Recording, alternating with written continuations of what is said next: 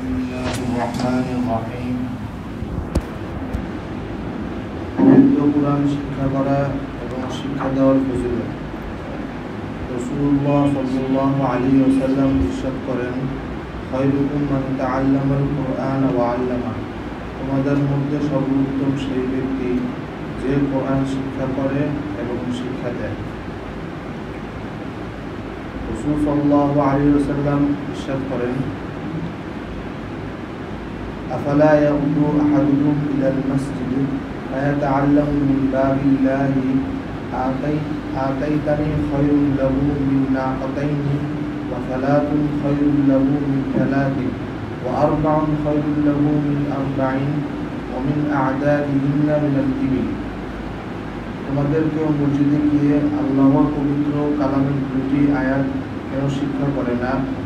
এটি তার জন্য দুটি উটনী প্রাপ্তির চেয়েও অধিক উত্তম, এবং তিনটি আয়াত তিনটি উটনীর থেকে এবং চারটি আয়াত চারটি উটনীর থেকে অধিক উত্তম। এমনইভাবে যত সংখ্যক আয়াত হবে তত সংখ্যক উটনীর চেয়ে উত্তম হবে। মুসলিম। ফায়দা, এর কারণ সুস্পষ্ট, কারণ উক্ত কেবলমাত্র ইহকালের কাজে আসে, আর কোরআনের আয়াত ইহকাল পরকালের কাজে আসে। উটের নাম দৃষ্টান্তস্বরূপ বলা হয়েছে, কারণ আরবের লোকেরা উটকে খুব বেশি পছন্দ করে। অন্যথা একটি আয়াত তুলনায় সমগ্র পৃথিবীরও কম মূল্য নেই। এই হাদিস দ্বারা আরও জানা গেল যে যদি কোনো ব্যক্তি পূর্ণ কোরআন শরীফ নাও পড়ে থাকে, বরং কিছু অংশ পড়ে থাকে, সেও বিরাট বড় নিয়ামত লাভ করেছেন। রাসূল সাল্লাল্লাহু আলাইহি ওয়াসাল্লাম আরো ইরশাদ করেন, আল মাহিরু বিল কুরআনি মা'আস সাফারাতিল কারীমাতিল বারাকাতি ওয়াল্লাযী ইয়াকরাউল কুরআনা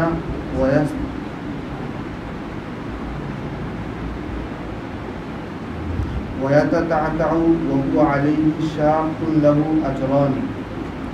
যে ব্যক্তি উত্তমভাবে কোরআন পাঠ করে, সে মর্যাদার দিক থেকে ওই সমস্ত ফেরেশতাদের সঙ্গী হবে যারা বান্দার আমলনামা লিপিবদ্ধকারী। মর্যাদার অধিকারী এবং পবিত্র। আর যে ব্যক্তি কোরআন পাঠ করে এবং তাতে আটকে যায় এবং তা তার জন্য কঠিন লাগে, সে দ্বিগুণ সওয়াব পাবে। বুখারী ও মুসলিম। ফায়দা, দ্বিগুণ সওয়াবের অর্থ এই যে এক সওয়াব কোরআন পাঠ করার, আরেক সওয়াব এই পরিশ্রমের জন্য।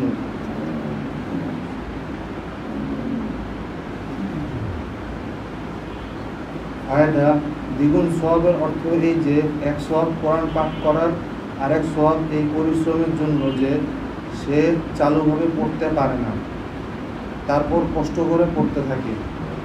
এই হাদিসে ওই ব্যক্তির জন্য কত বড় সান্ত্বনা রয়েছে যে ভালোভাবে কোরআন পড়তে জানে না। সে এই কথা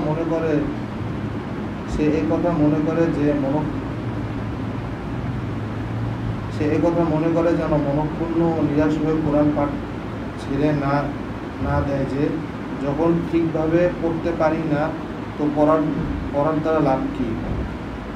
মহানবী সাল্লাল্লাহু আলাইহি ওয়াসাল্লাম এমন ব্যক্তির জন্য সুসংবাদ দিয়েছেন যে সে দ্বিগুণ সওয়াব পাবে। রাসূল সাল্লাল্লাহু আলাইহি ওয়াসাল্লাম ইরশাদ করেন, ইন্নাল্লাযী লাইসা ফী জাওফিহি শাইউন মিনাল কুরআনি কাল বাইতিল খালিল। যার অন্তরে কিছুমাত্র কোরআনও নেই, সে বিরান ঘরের তুল্য। তিরমিজি ও দারিমি।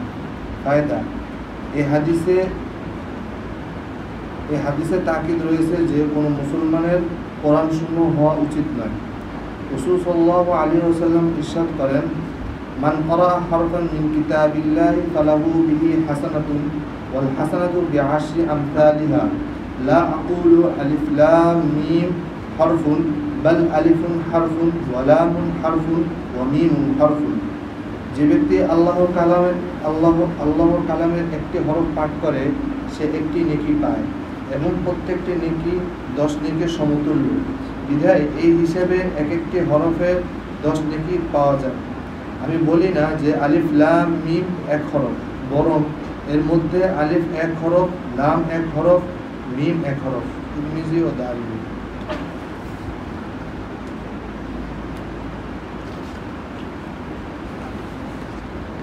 ফায়দা, এটা একটি দৃষ্টান্ত।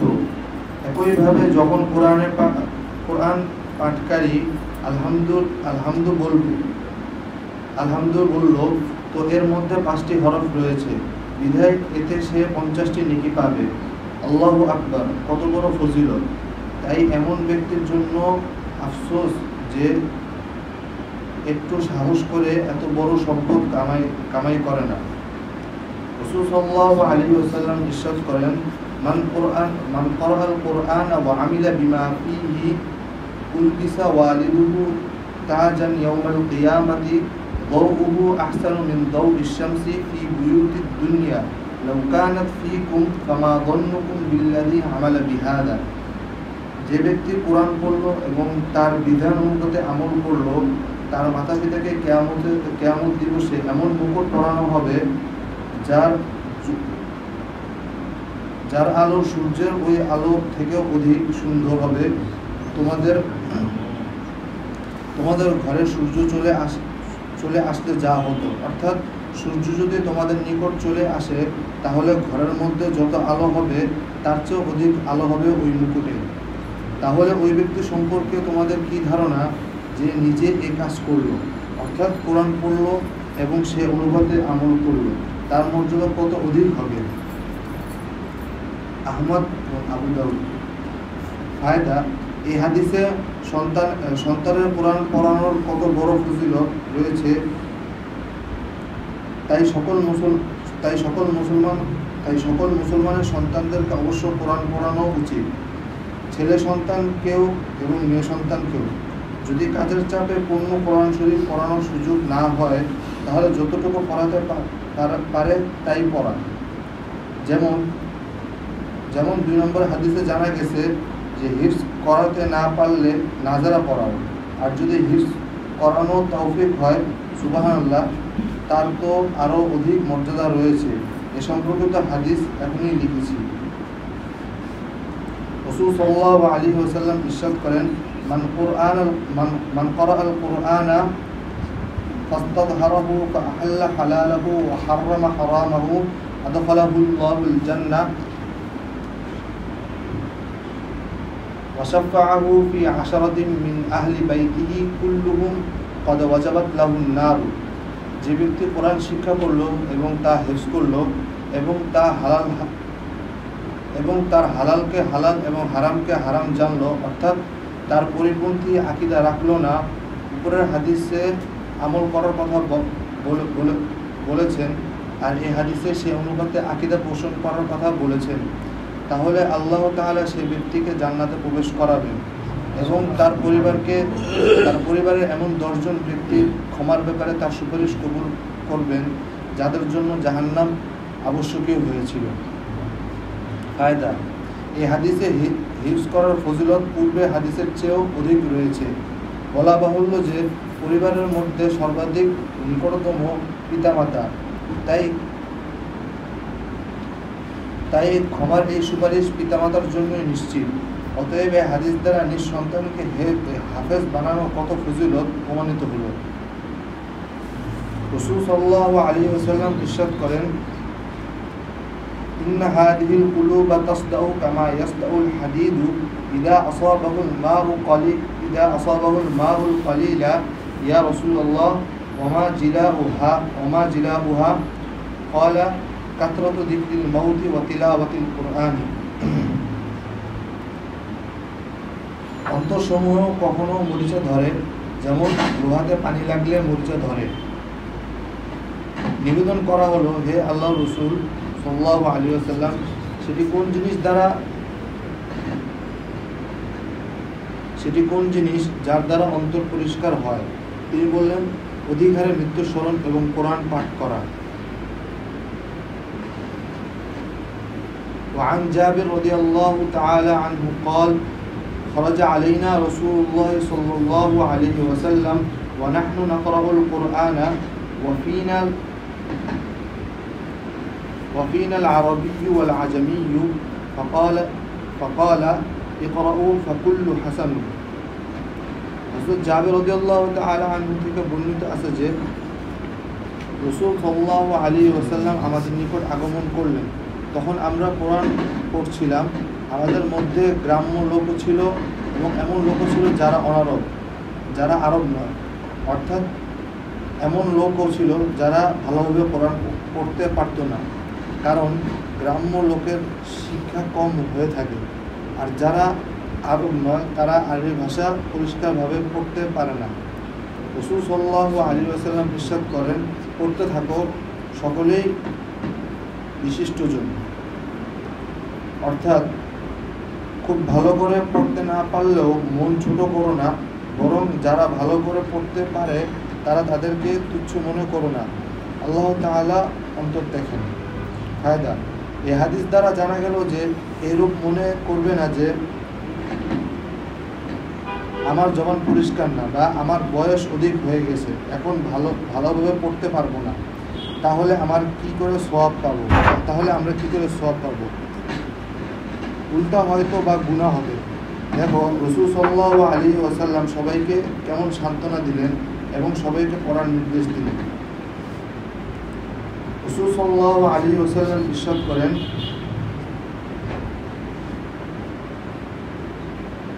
মান ইসতামা ইলা আয়াতিন মিন কিতাবিল্লাহি কুতিবাত লাহু হাসানাতুন মুদাআফাতুন ওয়া মান তালাহা কানাত লাহু নূরান ইয়াউমাল কিয়ামাতি। যে ব্যক্তি কোরআনের একটি আয়াত শোনার জন্য কান লাগায় তার জন্য এমন নেকি লেখা হয় যা বৃদ্ধি পেতে থাকে। এই বৃদ্ধি পাওয়ার কোনো সীমা বলেননি। মহান আল্লাহর কাছে আশাবাদী যে এই বৃদ্ধির কোনো সীমা হবে না, অনন্ত পর্যায়ে বৃদ্ধি পেতে থাকবে।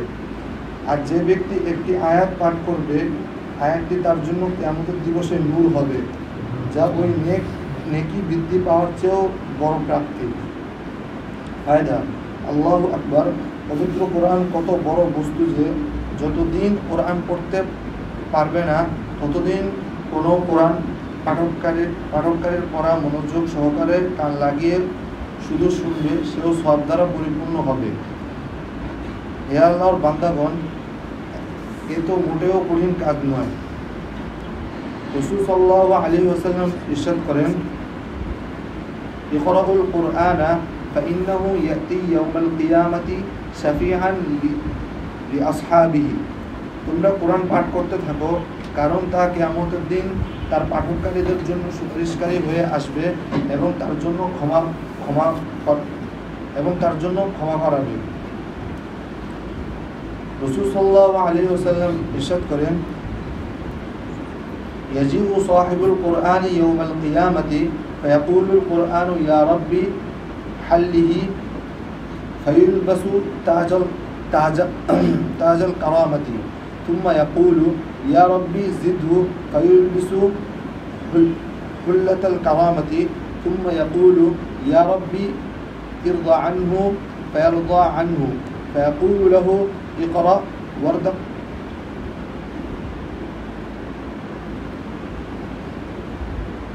فيقال له القراءة اقرأ ويزداد بكل آية حسنة। কোরআন পাঠকারী কিয়ামতের দিন আসবে, কোরআন বলবে, হে প্রভু তাকে পোশাক পরিয়ে দিন। তখন তাকে সম্মানের মুকুট পরানো হবে। তারপর বলবেন, হে প্রভু আরও অধিক পরিয়ে দিন। তখন তাকে সম্মানের পোশাক পরানো হবে। তারপর বলবে, হে প্রভু তার প্রতি সন্তুষ্ট হয়ে যান। তখন আল্লাহ তাআলা তার প্রতি সন্তুষ্ট হয়ে যাবে। তারপর তাকে বলা হবে, কোরআন পড়তে থাকো এবং মর্যাদার সোপানে আরোহণ করতে থাকো এবং প্রত্যেক আয়াতের বিনিময়ে একটি করে নেকি বৃদ্ধি পেতে থাকবে। ফায়দা, এই পাঠ করা ও আরোহণ করার বিবরণ অপর একটি হাদিসে এসেছে এইভাবে যে যেভাবে ধীরে ধীরে দুনিয়াতে পাঠ করতে তেমনইভাবে পাঠ করতে থাকো এবং আরোহণ করতে থাকো। সর্বশেষ যে আয়াত পাঠ করবে সেখানেই তোমার বসবাসের ঘর হবে।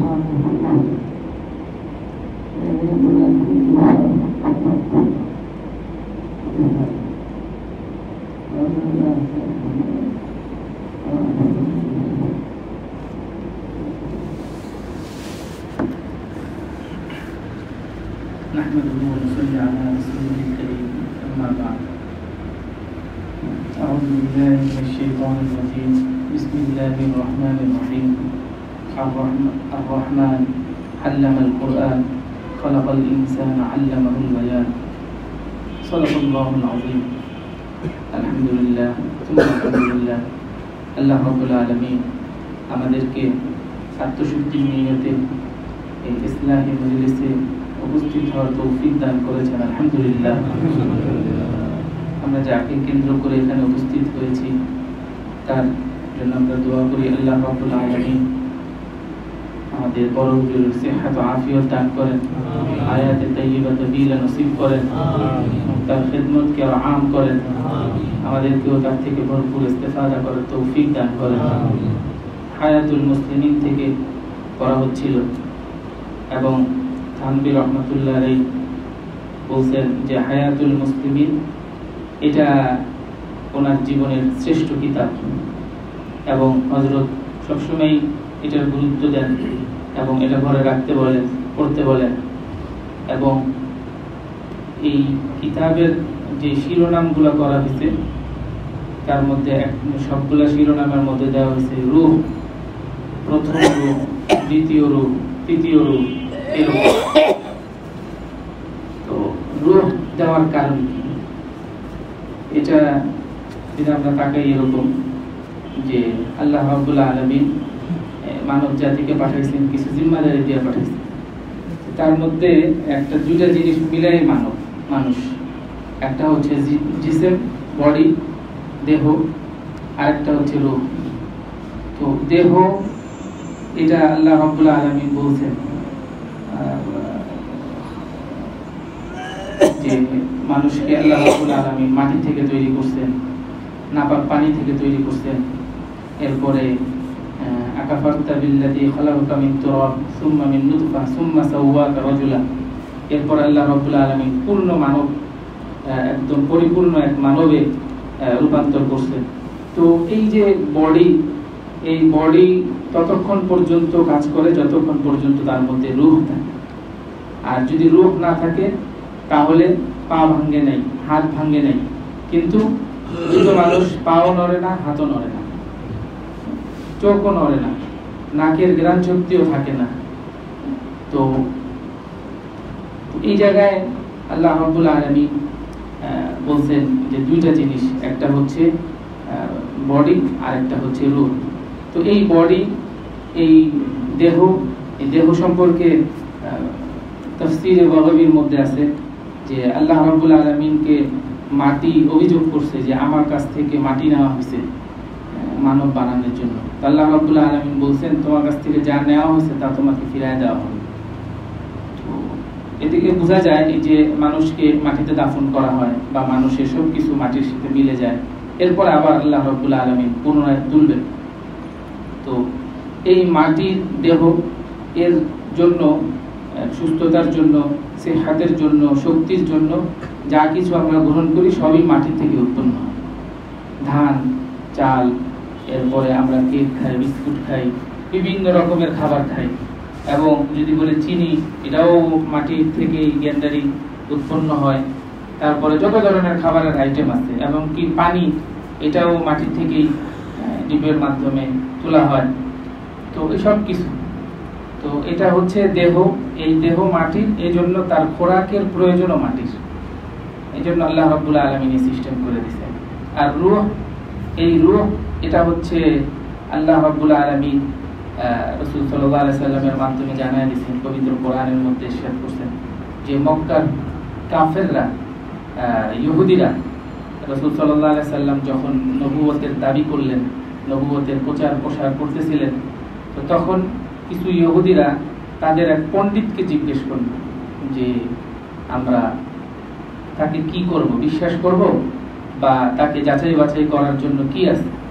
তখন ওই ইহুদি পাদ্রী বলে দিল যে তোমরা তিনটা জিনিস সম্পর্কে প্রশ্ন করো, যদি সে এই জবাব দিতে পারে তাহলে সে শেষ নবী, আর যদি জবাব দিতে না পারে তাহলে সে শেষ নবী।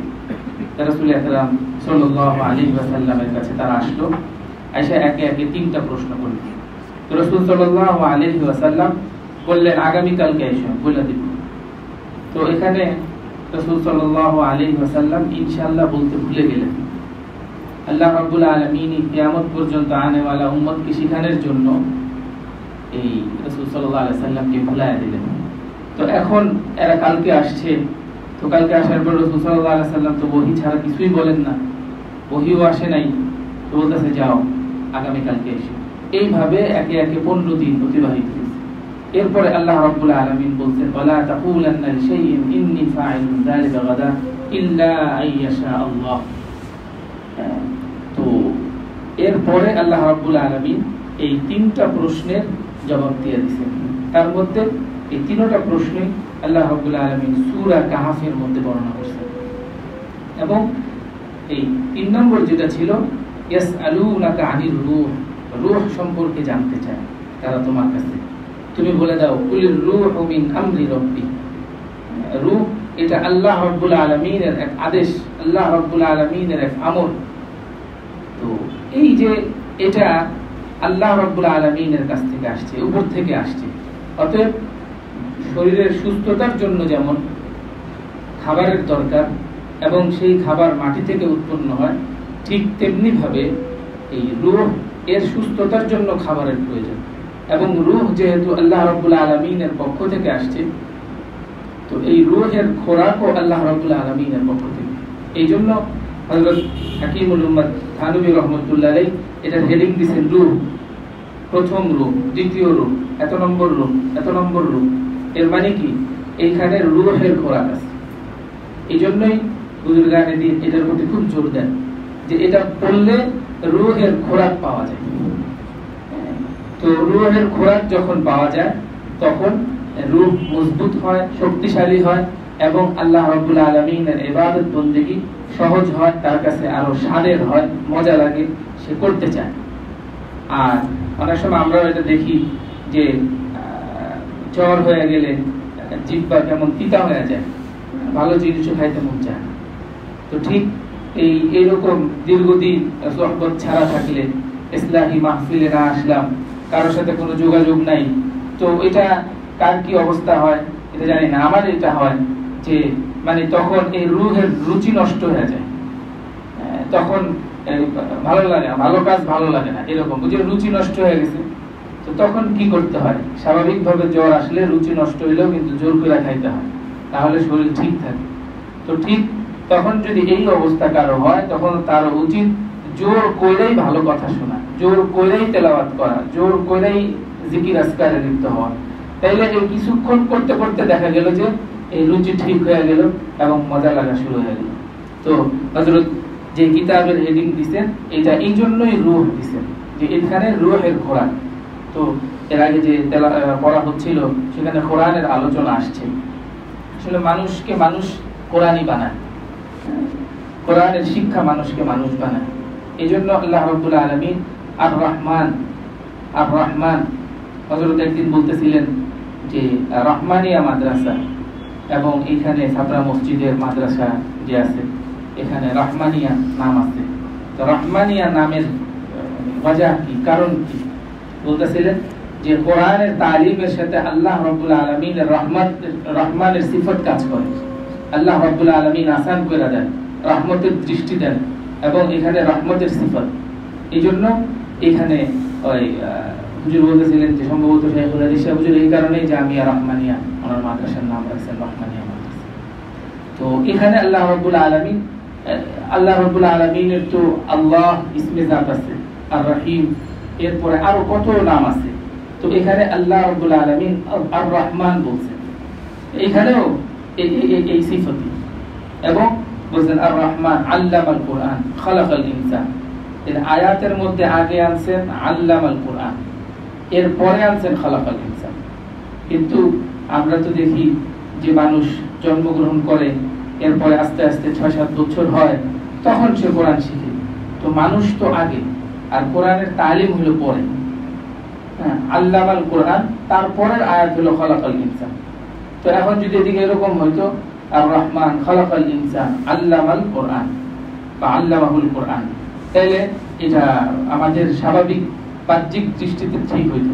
কেন আগে মানুষ সৃষ্টি করছেন, তারপরে কি করছেন, কোরআন শিক্ষা দিয়েছেন। কিন্তু এদিকে এরকম বলেন নাই, আগে কোরআন শিক্ষা দিয়েছেন তারপরে মানুষ বানাইছেন। এর অর্থ কি? মুফাসসিরিনে কেরামের অর্থ লেখেন যে স্বাভাবিকভাবে মানুষ তো মানুষ আমরা যা বুঝি যে মানুষ তো এরকম তো হায়াওয়ানও, যে তারও খাবারের প্রয়োজন আছে, তারও জীবনের বিভিন্ন চাহিদা আছে, সেও এটা পূরণ করে। মানুষ আর হায়াওয়ানের ব্যবধান কি? ব্যবধানই হচ্ছে এই যে তালিমে কোরআন। এবং মানুষের মধ্যে যখন কোরআনের তালিম আসে তখন মানুষ প্রকৃত মানুষ হয়। এই জন্য আল্লাহ রাব্বুল আলামিন আগে কোরআনের কথা বলছেন, এরপরে বলছেন মানুষ, খালাকাল ইনসান। তো ইমাম বুখারী রহমতুল্লাহ আলাইহি ওনার কিতাব, প্রথমে উনি বুখারী শরীফের মধ্যে কিতাবু বাদইল ওয়াহী আনছেন, এরপরে উনি আনছেন কিতাবুল ইলম, কিতাবুল ঈমান, তারপরে আনছেন কিতাবুল ইলম, তারপরে আনছেন তিনি কিতাবুল গুসল, এরপরে কিতাবুত তাহারাত, কিতাবুস সালাত ইত্যাদি। তার মানে কিতাবুত তাহারাত থেকে আমল শুরু হইল, কিভাবে ওযু করতে হয়, কিভাবে নাপাকি থেকে বাঁচতে হয়, কিভাবে নামাজের তৈয়ারি দিতে হয়, এরপরে নামাজ কিভাবে পড়তে হয়, এই সমস্ত বিষয়গুলোর হাদিস আছে। তো উনি প্রথমেই এই আমলের আগে ইলমের কথা এই কারণেই আনছেন যাতে আমলগুলো সহি শুদ্ধ হয়। প্রথমে উনি ওহী আনছেন, যে ওহীর যদি আলোচনা না করেন তাহলে ঈমানের কোনো ভিত্তি থাকে না। কেননা মানুষ ঈমান আনেই তো ওহীর উপরে ভিত্তি করে। তাছাড়া তো ঈমান তো সাধারণত অদৃশ্যের ইলমকে ঈমান বলা হয়। আমি বললাম যে আমার পকেটে একটা কলম আছে, তো এটা যদি আমি দেখায় দিই যে এই যে আমার পকেটে একটা কলম আছে, তাহলে সেটা ঈমান হইল না। যখন এই আমার কথার উপর না দেখে কেউ বিশ্বাস করে তাহলে সেটাই হবে ঈমান। তো এই ঈমানের মাদার, এই ঈমানের ভিত্তি হচ্ছে ওয়াহী। এই জন্য ইমাম বুখারী রাহমাতুল্লাহ আলাইহি ওহীর আলোচনা করছেন, তারপরে তিনি ঈমানের আলোচনা করছেন, এরপরে ইলমের আলোচনা করছেন। এই ইলম আবশ্যক। ওইখানে আল্লাহ রাব্বুল আলামিন বলছেন আল্লামাল কোরআন। এছাড়াও প্রথম যেটা বলছেন ইকরা, পড়ো। এই পড়তে গেলেই তো ইলম, পড়ার মাধ্যমেই তো মানুষ ইলম অর্জন করে। তো আজকে ওই নৈশ মাদ্রাসা যারা আছে আশেপাশে নৈশ মাদ্রাসার খেদমত করতেছে, এরকম একটা মশওয়ারা ছিল মোহাম্মদপুর কবরস্থান, রায়ের বাজার কবরস্থানের পাশে যেখানে নৈশ মাদ্রাসা আছে, আন্নুর নৈশ মাদ্রাসা।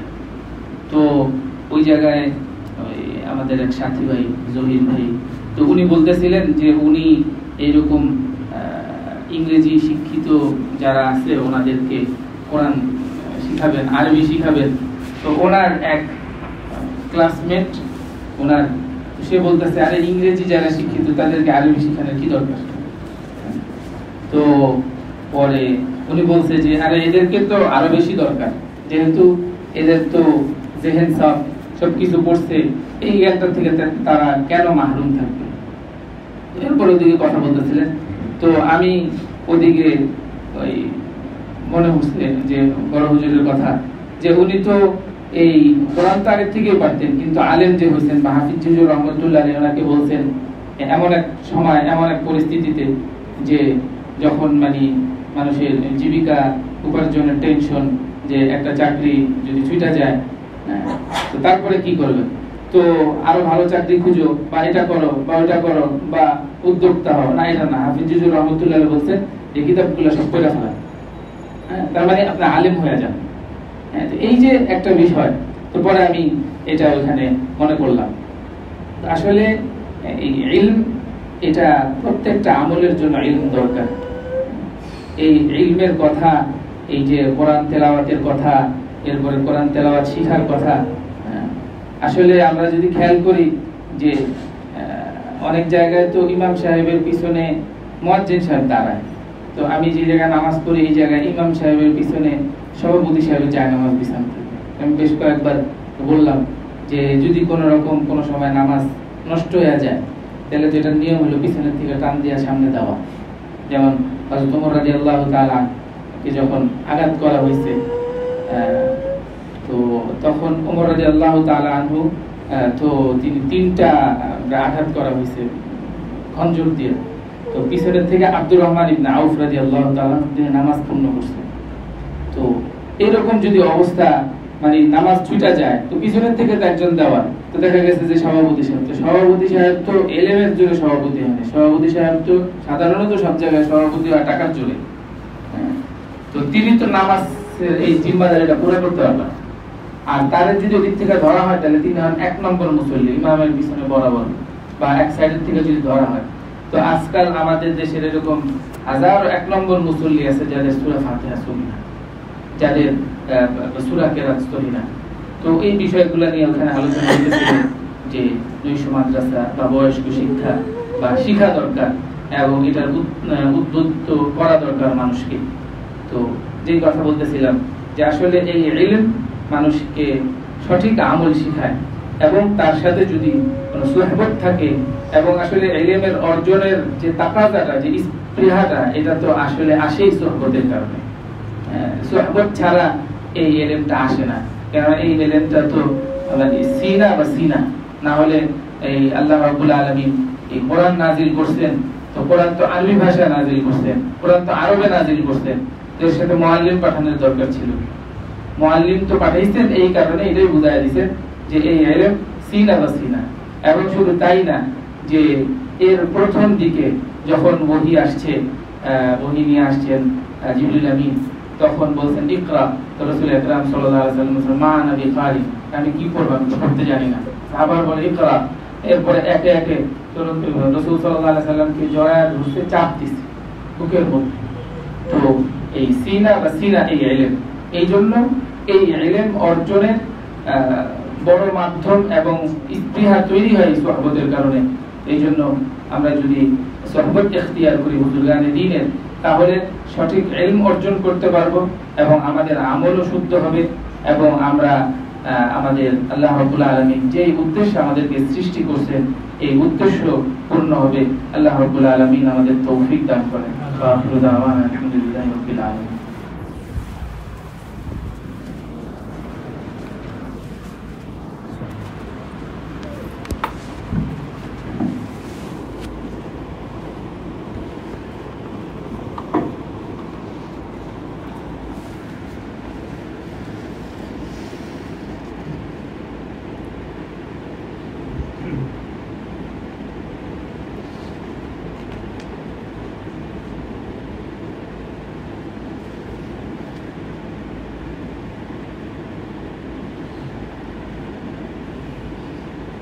نحمده ونصلي على رسوله الكريم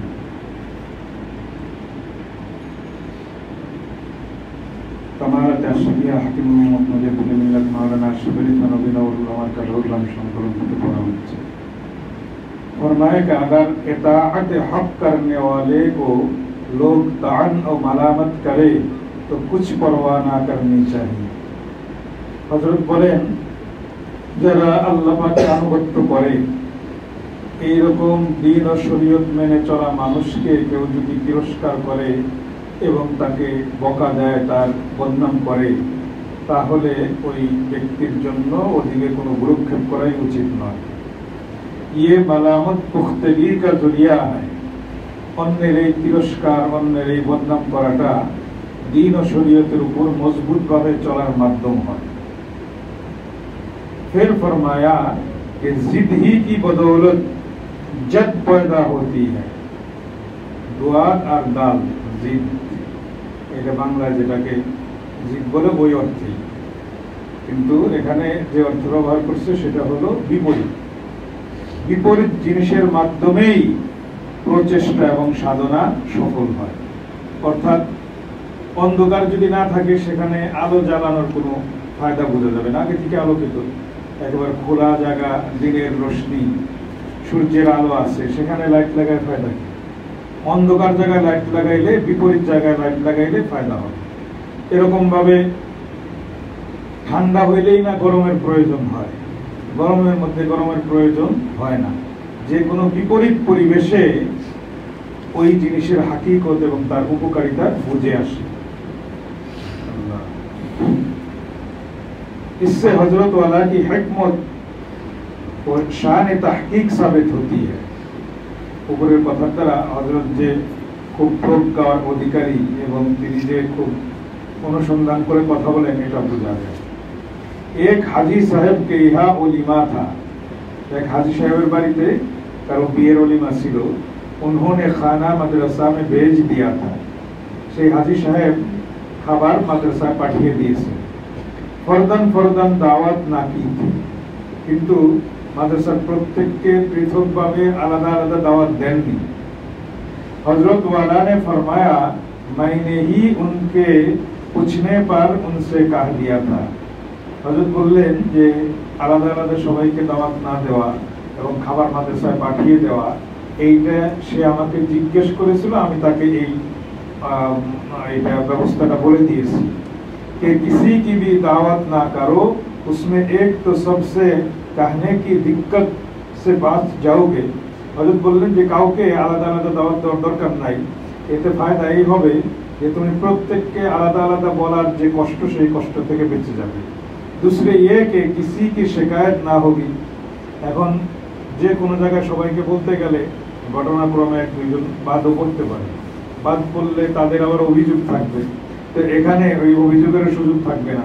যাহা দিল চাহে খানা ভেজ দেনা, হ্যাঁ, এরকম দাওয়াত না দিয়ে যেখানে যেখানে তোমার মনে চায় সেখানে সেখানে খাবার পাঠিয়ে দিবে। अगर बेवक्त पहुंचेगा, যদি সময় মতো না পৌঁছে তো दूसरे वक्त खा लेंगे। তো ওই ওক্তে খাইতে পারলো না যে দুপুরের খাবারের টার্গেট করে খাবার পাঠাইছে, বিকাল সন্ধ্যা হয়ে গেছে। তো ওই লোকদেরকে যেহেতু জানানো হয় নাই, তারা তো তাদের খাবারের ব্যবস্থা করে সময় মতো খাবার খেয়েই নিবে। এই খাবারটা যখন অন্য সময় পৌঁছবে তখন তারা পরবর্তী ওক্তে এটাকে খেয়ে নিবে।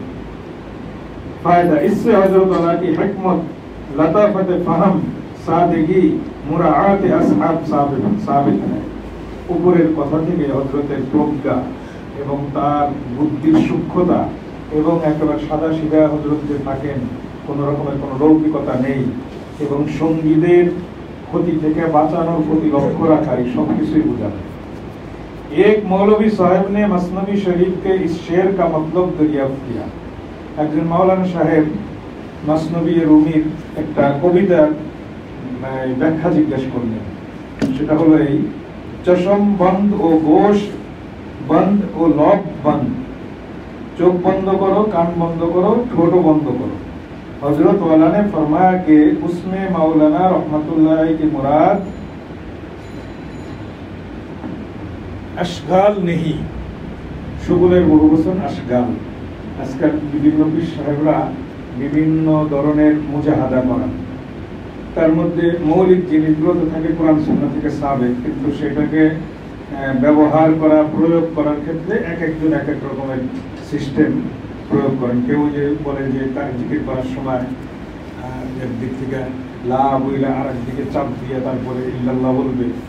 এই যে এই সিস্টেমগুলোকে সুগল বলে, বিশেষ ভঙ্গিতে বিশেষ পন্থায় জিকির আজকার করা। এটা অধিকাংশই কোরআন সুন্নায় নাই। কোরআন সুন্নায় জিকিরের কথা আছে, কিন্তু সেটা কিভাবে করবে ওইভাবে নাই। তো তাজরিবার ভিত্তিতে মুহাক্কিক পীর সাহেবরা যারা হক্কানি পীর, তারা কোনোটা কারোর জন্য উপকার মনে করে ওই জিকির করার সময় একটা পন্থা বলে দেন যে এই পন্থায় জিকির করবে, এইভাবে খেয়াল করবে, সেটাকে সুগল বলে। তার বহু বচন হলো আশগার। তো হযরত বলতেছেন এই যে চোখ বন্ধ করতে বলছেন, এরপর ঠোঁট বন্ধ করতে বলছেন, কান বন্ধ করতে বলছেন, এর দ্বারা ওই পীর সাহেবরা যে চোখ বন্ধ করে জিকির করার কথা বলে, কেউ কেউ অন্ধকারের মধ্যে জিকির করার কথা বলে, ওইটা হযরতের উদ্দেশ্য না, বলকে নাম আর জিয়াতে হক সে পরহেজ করনা হয়। বরং এই চোখ বন্ধ করা, কান বন্ধ করা, ঠোঁট বন্ধ করার দ্বারা উদ্দেশ্য হলো আল্লাহ পাক যা পছন্দ করেন না সেটা থেকে বিরত থাকা। অর্থাৎ ঠোঁট বন্ধ করো, আল্লাহর অপছন্দনীয় কথা বলো না, কান বন্ধ করো, আল্লাহর অপছন্দনীয় কথা শোনো না, মুখ বন্ধ করো, আল্লাহর অপছন্দনীয় কথা বইলো না। এইভাবে এটা হলো উদ্দেশ্য। ये अशगाल सूफिया ने बहुत खराब, बहुत आखिर जमाना में जोगियों से लिए है। ये अशगाल तो सूफिया ने, এই সমস্ত বিশেষ পদ্ধতি, জিকির ইত্যাদি, এগুলো তো সুফিয়ায়ে কেরাম অনেক পরে যোগীও সে লিয়ে হয়। যোগী এটা সবাই বুঝে, বিভিন্ন যোগী থাকে হিন্দুদের। আমাদের উস্তাদ মৌলানা সলিমুল্লাহ খান সাহেব रहमतुल्लाह अलैह सुनाइছেন, जब मैं जवान था और जवानी में बहुत घूमने का शौक था।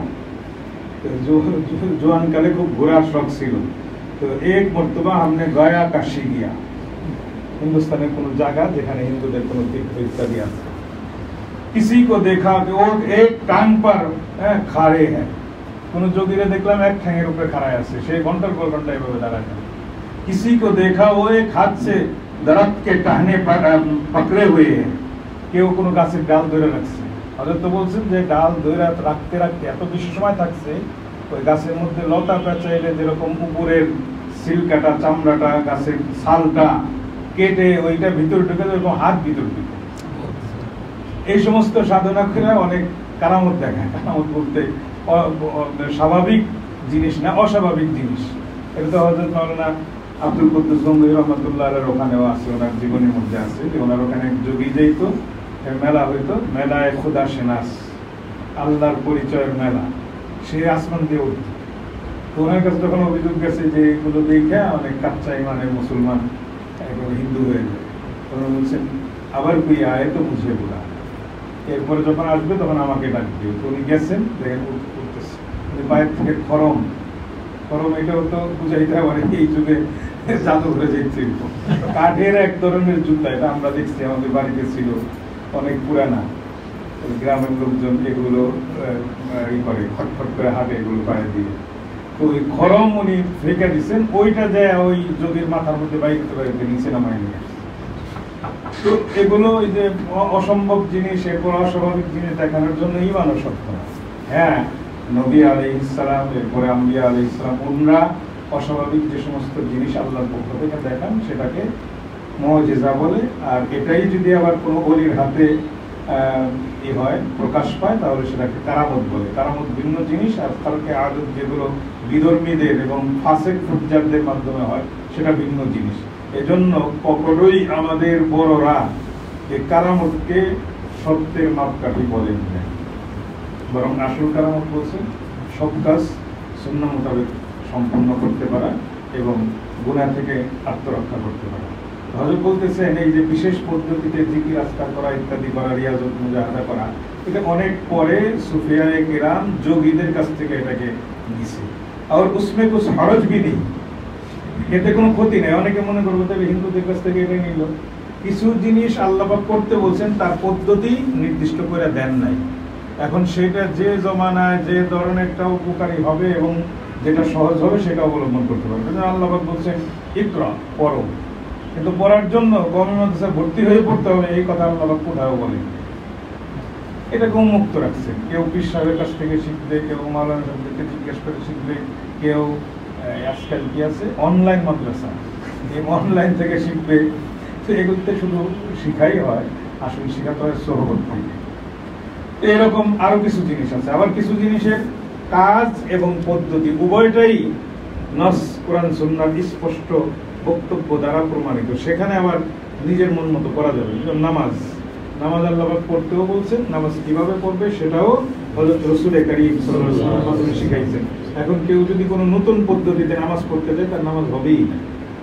এই বিষয়গুলো বুঝতে হবে। জিকির করার হুকুম আল্লাহ পাক করছেন, কিন্তু কোনো বিশেষ পদ্ধতি যে এইভাবে জিকির করবা এটা বলেন না। কোনো জিকির সম্পর্কে আজকাল সম্পর্কে আছে, হযরত রাসূল কারীম সাল্লাল্লাহু আলাইহি ওয়াসাল্লাম এইটা এতবার, এইটা এতবার, এইটা সকালে, এইটা সন্ধ্যায়, হ্যাঁ। এবং কোরআনে কারীমের মধ্যেও সকাল সন্ধ্যার কথা আসছে।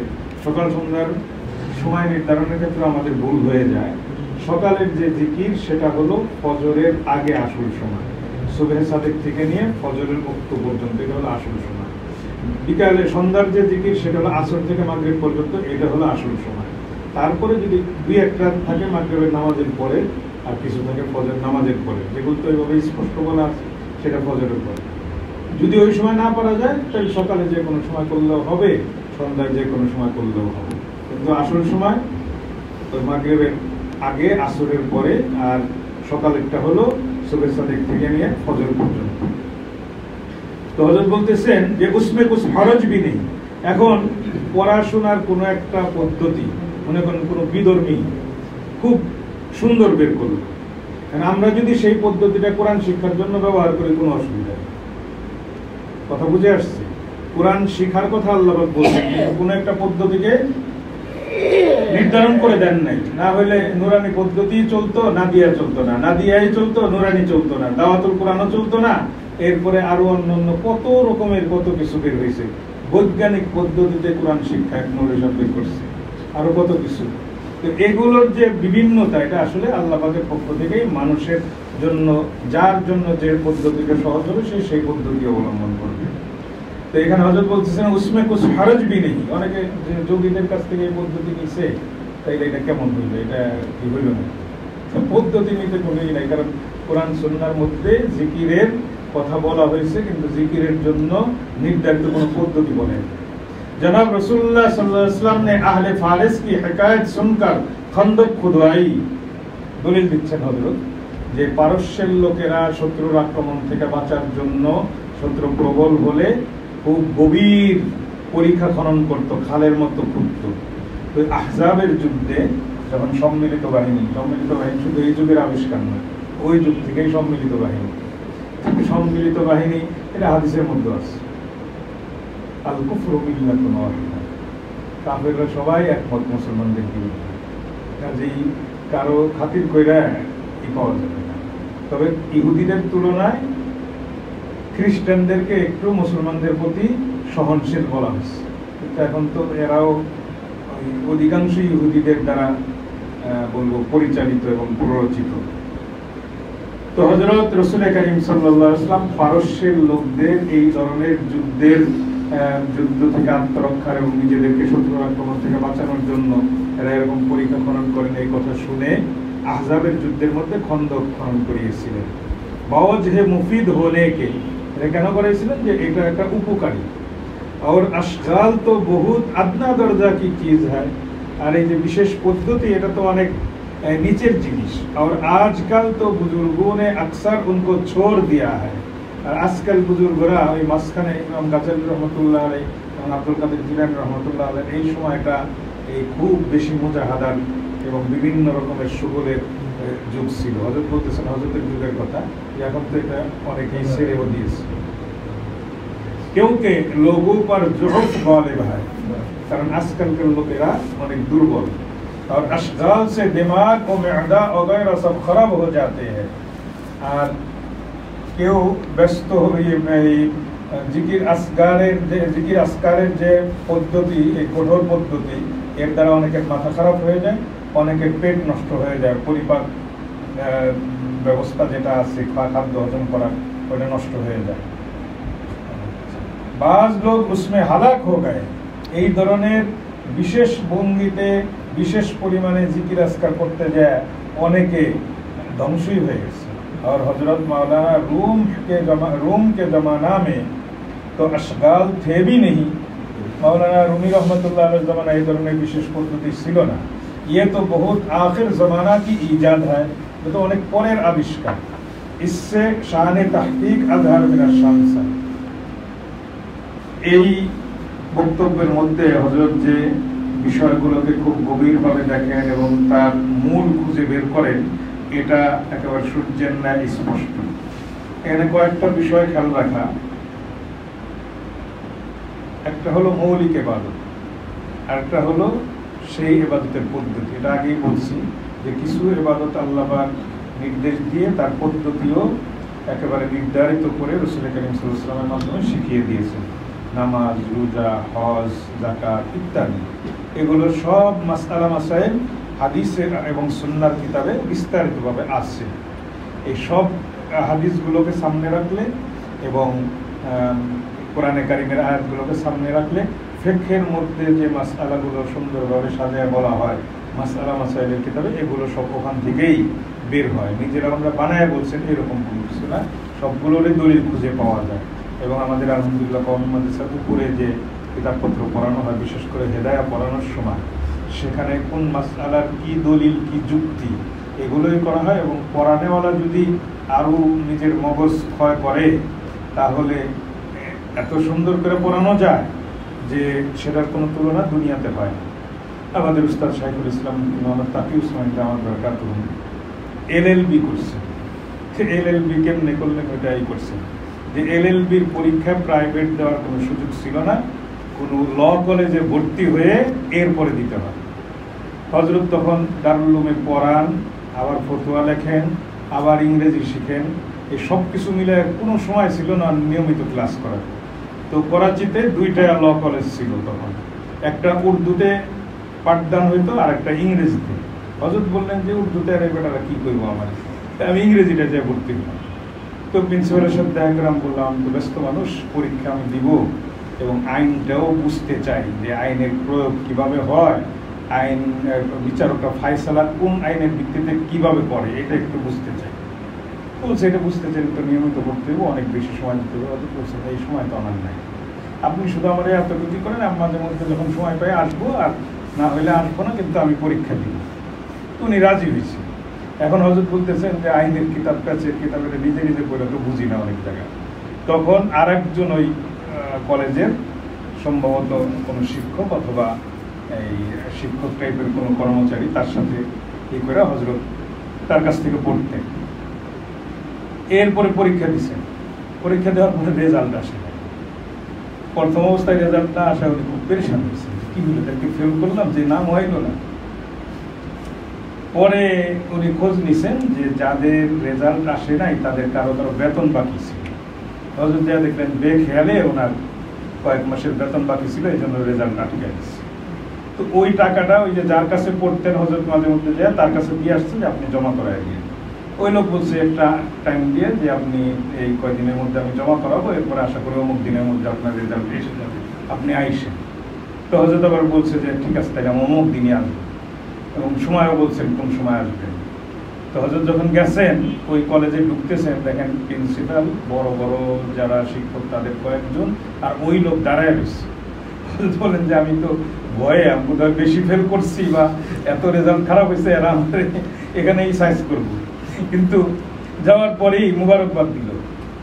উর্দুওয়ালারা খুব এই শব্দ ব্যবহারটা, মুবারক হোক, মানে আপনার এই কাজটা বরকতপূর্ণ হোক। তো হযরত বললেন যে আমি বুঝলাম না, মুবারক হোক। এরপরে বললেন যে পুরো কলেজের মধ্যে উনি 1 নম্বর। এরপরে আল্লাহ ঘটনা এমন ঘটাইছেন, হযরত আমি যখন এটা পড়ছি তখন আমার মাথার মধ্যে কোনোদিন ছিল না যে আমি কোনোদিন এই হব, বিচার জাস্টিস হব, এই বিচারকের পদে থাকবো। কিন্তু আল্লাহ পাক কুদরতিভাবে হযরত থানভী রহমাতুল্লাহর এক খলিফার জবরদস্তিতে উনি শরিয়া আদালতের বেশ কিছুদিন জজ ছিলেন। তো এমন হয়েছে একবার যে একটা মুকদ্দমা আমার কোর্টে আসছে, আমি বিচারক, আর আমার সেই প্রিন্সিপাল সাহেব আর ওই আমার সেই শিক্ষক যে আমাকে একা একা পড়ায়া দিত, ওনারা দুইজন ওই পক্ষের উকিল হয়ে আসছেন আমার সামনে।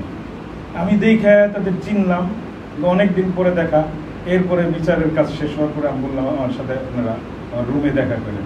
তখন দেখলাম যে হ্যাঁ, আমি যে সন্দেহ করছিলাম আমার প্রিন্সিপাল এবং শিক্ষক, খুব খুশি হল। এরপরে হযরত রেওনরা যে এত সুন্দর রেজাল্ট কেমনে হইল, আপনি কেমনে ক্লাসও ঠিক মতো করলেন না, ইয়ে করলেন না, সবার চেয়ে ভালো রেজাল্ট হলো, এটা কেমনে হইল? হযরত বলছেন মাইনে হেদায়া সমঝকার পড়া। আমি হেদায়াটা বুঝা পড়ছি। তো হেদায়া ফিকহের কিতাব, এটা দিমাগ খায়, মাথা খাটাইলে অনেক মেহনত করে পড়লে তখন দুনিয়ার সবকিছুই বুঝে আসে। এই জন্য আমরা শব্দের কি করি, তুচ্ছতা ছিল করি, মনুষ্যতা কি বুঝে কেই করে। আসলে আমি তো কোরআন হাদিসের এবং আসল বুঝ এবং আসল জ্ঞান তো কোরআন হাদিসের জ্ঞান। আল্লাহ যাদেরকে এই মিরাস, নববী মিরাস দান করেন, এটা ছোট মোটো জিনিস না, এটা অনেক বড় জিনিস। সহজে আর একটা বিষয় বোঝার এখানে, সেটা হলো আল্লাহ সকল সৃষ্টির মধ্যে মানুষকে শ্রেষ্ঠ করেছে। মানুষের মধ্যে আবার আম্বিয়া আলাইহিমুস সালাতু ওয়াস সালাম সবচেয়ে শ্রেষ্ঠ। কিন্তু নবুয়ত এটা কামাই করার জিনিস না, এটা তো খোদা প্রদত্ত জিনিস। আবার মুহাম্মদ রাসূলুল্লাহ সাল্লাল্লাহু আলাইহি ওয়াসাল্লামের মাধ্যমে এটা শেষ হয়ে গেছে। কাজে এখন কেউ স্বপ্নেও এটা পাওয়ার কোনো আশা করতে পারে না। তবে আল্লাহ পাক একটা পথ কিয়ামত পর্যন্ত খোলা রেখেছেন, নায়েবে নবী হওয়ার, ওরাসাতে আম্বিয়া হওয়ার। সেটা হলো দ্বীনের চর্চা এবং এলমের ঈদ শিখা। এর মাধ্যমে একজন মানুষ সত্যিকারের যদি আলেম হয়, সে সকল নবীর ওয়ারিসও হবে এবং নায়েবে নবীও হবে। কিন্তু এই এলমের মধ্যে রং তখনই আসবে যখন কোনো আল্লাহওয়ালার সোহবতে থেকে নিজের এই এলম অনুযায়ী আমল করারও চেষ্টা করা হয়। এটা এখন খুব বিরল। আগে তো আলহামদুলিল্লাহ রহমতুল্লাহ মালপূজা এবং ওনার কিতাবপত্রের মধ্যে দেখা যায় যে আমাদের বড়রা কত কষ্ট করছে, কত কষ্ট করছে। এই কষ্ট করে করে সেই ইলমের উপরে আমলের চর্চা করেছেন বুজুর্গদের সহবতে থেকে। আমাদের মুরব্বী একটা কাহিনী শোনান, হযরত মাওলানা শাহুল হক রহমাতুল্লাহ আলাইকে হযরত হাফিজুর রহমাতুল্লাহ আলাই 1980 সনে হজের সময় উম্মে হানিতে বসে দাওয়াত দিয়েছিলেন। হযরত সেই দাওয়াত কবুল করে 1981 সনে বাংলাদেশে আসছিলেন। যেদিন ঢাকায় আসছেন, এয়ারপোর্ট থেকে হাজী বশির সাহেবের বাসায় সম্ভবত ইস্কাটনে ওখানে হযরত গেছেন, ওখানে বেশ কিছু সময় থাকছেন। সেখানের ঘটনা হলো জামাতের সময় হয়েছে, হযরত বলছেন ভাই চলো মসজিদে চলো। অন্যরা বলতেছে হযরত মসজিদ দূর, এখানেই নামাজ পড়ি। হযরত বলছেন দূর কতক্ষণ লাগে? একটা সময় বলা হয়েছে। এরপর সে গাড়ি নিয়ে যাওয়া যায় না? হ্যাঁ গাড়ি নিয়ে যাওয়া যায়। গাড়ি নিয়ে গেলে কতক্ষণ? অল্প সময় লাগে। হযরতের শব্দ হলো গাড়ি লেকার জান্নাত কো নেহি যাওগে, গাড়ি নিয়ে জান্নাতে যাবে না? আমরা অনেক সময় মনে করি যে এই এতটুকু জায়গা আবার গাড়ি নিয়ে মসজিদে যাবো। জামাত ধরার নিয়তে যদি কেউ গাড়ি নিয়ে মসজিদে যায়, তাহলে ইনশাআল্লাহ ওই গাড়ির যে খরচ ওইটাও তার জন্য আখিরাতে পাথর হিসাবে আসবে ইনশাআল্লাহ, এবং সওয়াব তো নামাজের যেটা সেটা তো আছেই। যার যেভাবে সুবিধা হয় জামাতে নামাজ পড়ে। এরপরে হযরত বলেন যে এশার নামাজের পরে ওই ইস্কাটন থেকে রওনা হয়ে কিল্লার মোড়ে আসবেন হযরত হাফিজুর রহমাতুল্লাহের সাথে সাক্ষাতের জন্য। এই আজিমপুর চৌরাস্তার ঘটনা। এখানে আসছেন, এখানে এখনো তো ট্রাফিক সিগন্যাল আছে, লাইটগুলো কিন্তু প্রায় সব দিকেই আছে। তো তখন রেড সিগন্যাল ছিল, লাল বাতি জ্বলতেছে। ড্রাইভার একটু ব্রেক করছে, আবার একটু করে চালাচ্ছে। হযরত দেখছেন, হযরত বলছেন আরে ভাই লাল বাতি হ্যায় রোকতে নেই, রেড সিগন্যাল তুমি থামলা না, এর মধ্যে চালাইয়া দিলা। পুলিশ এটা বলছে যে লাল বাতি তো বাংলায়ও বুঝি, উর্দু হইলেও এটা বাংলা বোঝা যায়। তো ড্রাইভার বলছে ঢাকাইয়া ভাষায় যে পুলিশ নাইকে, পুলিশ নাইকে। হযরত তার পুলিশ নাইকে করতে বুঝবো, বাংলায় তো বুঝে না। তো পিছনের দিকে ফিরে আমাদের মুরব্বীকে জিজ্ঞেস করছে ড্রাইভার ক্যা কাহতা है? তখন আমাদের মুরব্বী বলছেন ড্রাইভার কাহতে हैं रेड सिग्नल लाल बत्ती तो है मगर पुलिस नहीं। চুপ করে থাকছে। চুপ করে থেকে একটু পরে একটা দীর্ঘশ্বাস নিয়ে বললেন হ্যাঁ ভাই, इसीलिए कहा जाता है इल्म काफी नहीं ताकवा चाहिए। আল্লাহওয়ালাদের চিন্তা কত উন্নত, কোন জায়গা থেকে কোথায় তারা চলে যায়। এই দুনিয়ার ছোট্ট নিয়ম, এটাকে আমরা মনে করি যে এটা লঙ্ঘন করলে আর কি না। শরীয়তে দেশের আইন যেটা জনগণের উপকারে করা হয় এবং স্পষ্ট কোরআন হাদিস বিরোধী না, সেই আইনগুলো মেনে চলা নাগরিকদের জন্য ওয়াজিব। ট্রাফিক আইনও ওর মধ্যে একটা, কাজেই খামাখা এই আইনের লঙ্ঘন করবেন না। আরো কত কিছু, ঢাকার মধ্যে এখন দেখবেন যে ফুটপাত কোনো জায়গায় চলাচলের না। সরকার কত টাকা যে এর পিছনে ক্ষয় করে, কিছুদিন পর পরই ওখানে ডিজাইন পাল্টায়, এরপরে টাইলস এইগুলো যেগুলো লাগায় ওখানে আর এক ডিজাইনের লাগায়। আয়োজন তো সুন্দর হয়, কিন্তু এগুলো রক্ষণাবেক্ষণ হয় না। আর যে কাজের জন্য এগুলো দেওয়া হয় সেই কাজও হয় না। দোকানদাররা মনে করে যে দোকানের ভিতর থেকে বাহিরে যদি জিনিসপত্র বেশি রাখতে পারি তাহলে আমার এখানে কাস্টমার বেশি আসবে। একটা হালাল ব্যবসা ছিল শতবার, সেটারে মানুষের চলাচলের জায়গার মধ্যে অন্যায়ভাবে দখল করে তাদের চলাচলে বিঘ্ন সৃষ্টি করে এই হারাম ঢুকায় দিয়ে। এখন তো বড় বড় মার্কেটের সামনে 3 লাইন। আমাদের এখানে এলিফ্যান্ট রোডে আমি থাকি, গাউসিয়ার আশপাশ দিকে, এই গাউসিয়ার আশপাশে 3 লাইন করে দোকান বসে। একটা ফুটপাথ, ওরা আবার 2 জায়গায় চাঁদা দেয়, 2 জায়গায় না 3 জায়গায়। একটা হলো ক্ষমতাসীন পার্টির কোনো কোনো অঙ্গ সংগঠনের চাঁদা, আর একটা হলো ঢাকা কলেজের চাঁদা, আর একটা হলো থানার চাঁদা। আবার যারা একেবারে দোকান ঘেঁষে বসে দোকানদারও কিছু দিতে হয়। এরপরে রোডের উপরে 2 লাইন। কিছুদিন পর পর দেখি যে একদম সুন্দর সাফ হয়ে যায়, খুব খুশি হয়ে যে আজকে জ্যাম ট্যাম সারা চলাচল করা যাবে, হাঁটা যাবে, বই করে দেবো। আবার তখন ওখানের একজন শুনাইছে যে যদি নেতা পাল্টায় তখনও নতুন করে আবার চাঁদা দিয়ে বসতে হয়, আবার ওসি পাল্টাইলেও নতুন করে চাঁদা দিয়ে বসতে হয়। মুসলমানের দেশ, এই মানুষের চলাচলে বিঘ্ন সৃষ্টি করে ব্যবসা করা, এটা কই আছে? কারণ অনেকে বলবো যে এরা তো অসহায়, এদের তো ব্যবসা বাণিজ্য রাস্তায়। আল্লাহ পাক রিজিকের জন্য অনেক প্রশস্ত অঙ্গন রেখেছে, সবার ব্যবসা করতে হবে। আর এখানে অন্যায়ভাবে মানুষের চলাচলে বিঘ্ন সৃষ্টি করেই করতে হবে, ঘুষের প্রচলন ঘটাইতে হবে, এরকম কোনো কথা শরীয়তে নাই। দিন বিয়ের আগে মানুষ চলে নাই, এরকম ভাবে সবকিছুর মধ্যেই দেখবেন অনিয়ম যেন আমাদের একটা একেবারে হয়ে গেছে, কোনো জায়গায় আমরা নিয়ম মানতে চাই না। তো হযরতের ওই কথা যে এলেম কাফি নেই, তাকওয়া চাই, এটার জন্যই আল্লাহওয়ালাদের সোহবতে থাকার কথা। হযরতের আর একটা কথা, আমি কত গভীর চিন্তা বানাবে। আমরা অনেকবারই আলহামদুলিল্লাহ হরবিতে গেছি হযরতের ওখানে। তো অধিকাংশ সময় এমন হইতো যে আমরা ঢাকা থেকে কলিকাতা বাসে অথবা প্লেনে যেতাম, আর ওখান থেকে ট্রেনে হরদই থেকে আবার ফেরার সময় হরদই থেকে কলিকাতায় ট্রেনে, কলিকাতা থেকে আবার অন্যভাবে। তো হযরতের ওখানে গেলেই যদি গভীর রাত না হইতো, সাথে সাথে দরখাস্ত লিখতে হয়, কয়দিন থাকবো, কেন আসছি, এগুলো লিখতে হয়। আবার হযরত জিজ্ঞেস করেন অপাসি কব হ্যায়, তুমি ফেরত কবে যাবে, এবং তার জন্য টিকিট করা হয়েছে কিনা। হিন্দুস্তানে টিকিট করার পর আবার রিজার্ভেশন আলাদা করতে হয়, এটাকে আজীব সিস্টেম। এখন জানি না, সেই সময় এরকম ছিল। টিকিট তো যে চায় সেই নিতে পারে, কিন্তু এই শোয়ার জন্য বা বসার জন্য যে সিট, সেটা আবার আলাদা। হযরত এটারে রিজার্ভেশন ইংরেজি বলতেন না, নাশাস্তি তাখসিস করাই, একেবারে ইংরেজি জানতেন না এরকম না, ইংরেজি তো ভালোই জানতেন, অ্যাডভোকেটের পোলা, কিন্তু একদম ওইটার থেকে এমন ভাবে করতেন, কোনো ইংরেজি শব্দ বলতেনই না। নাশাস্তি তাখসিস করাই, তুমি তোমার সিটের রিজার্ভেশন করিয়েছো কিনা। এরপর হযরত বলতেন আনে কে বাদ জানে কে ফিকির করো।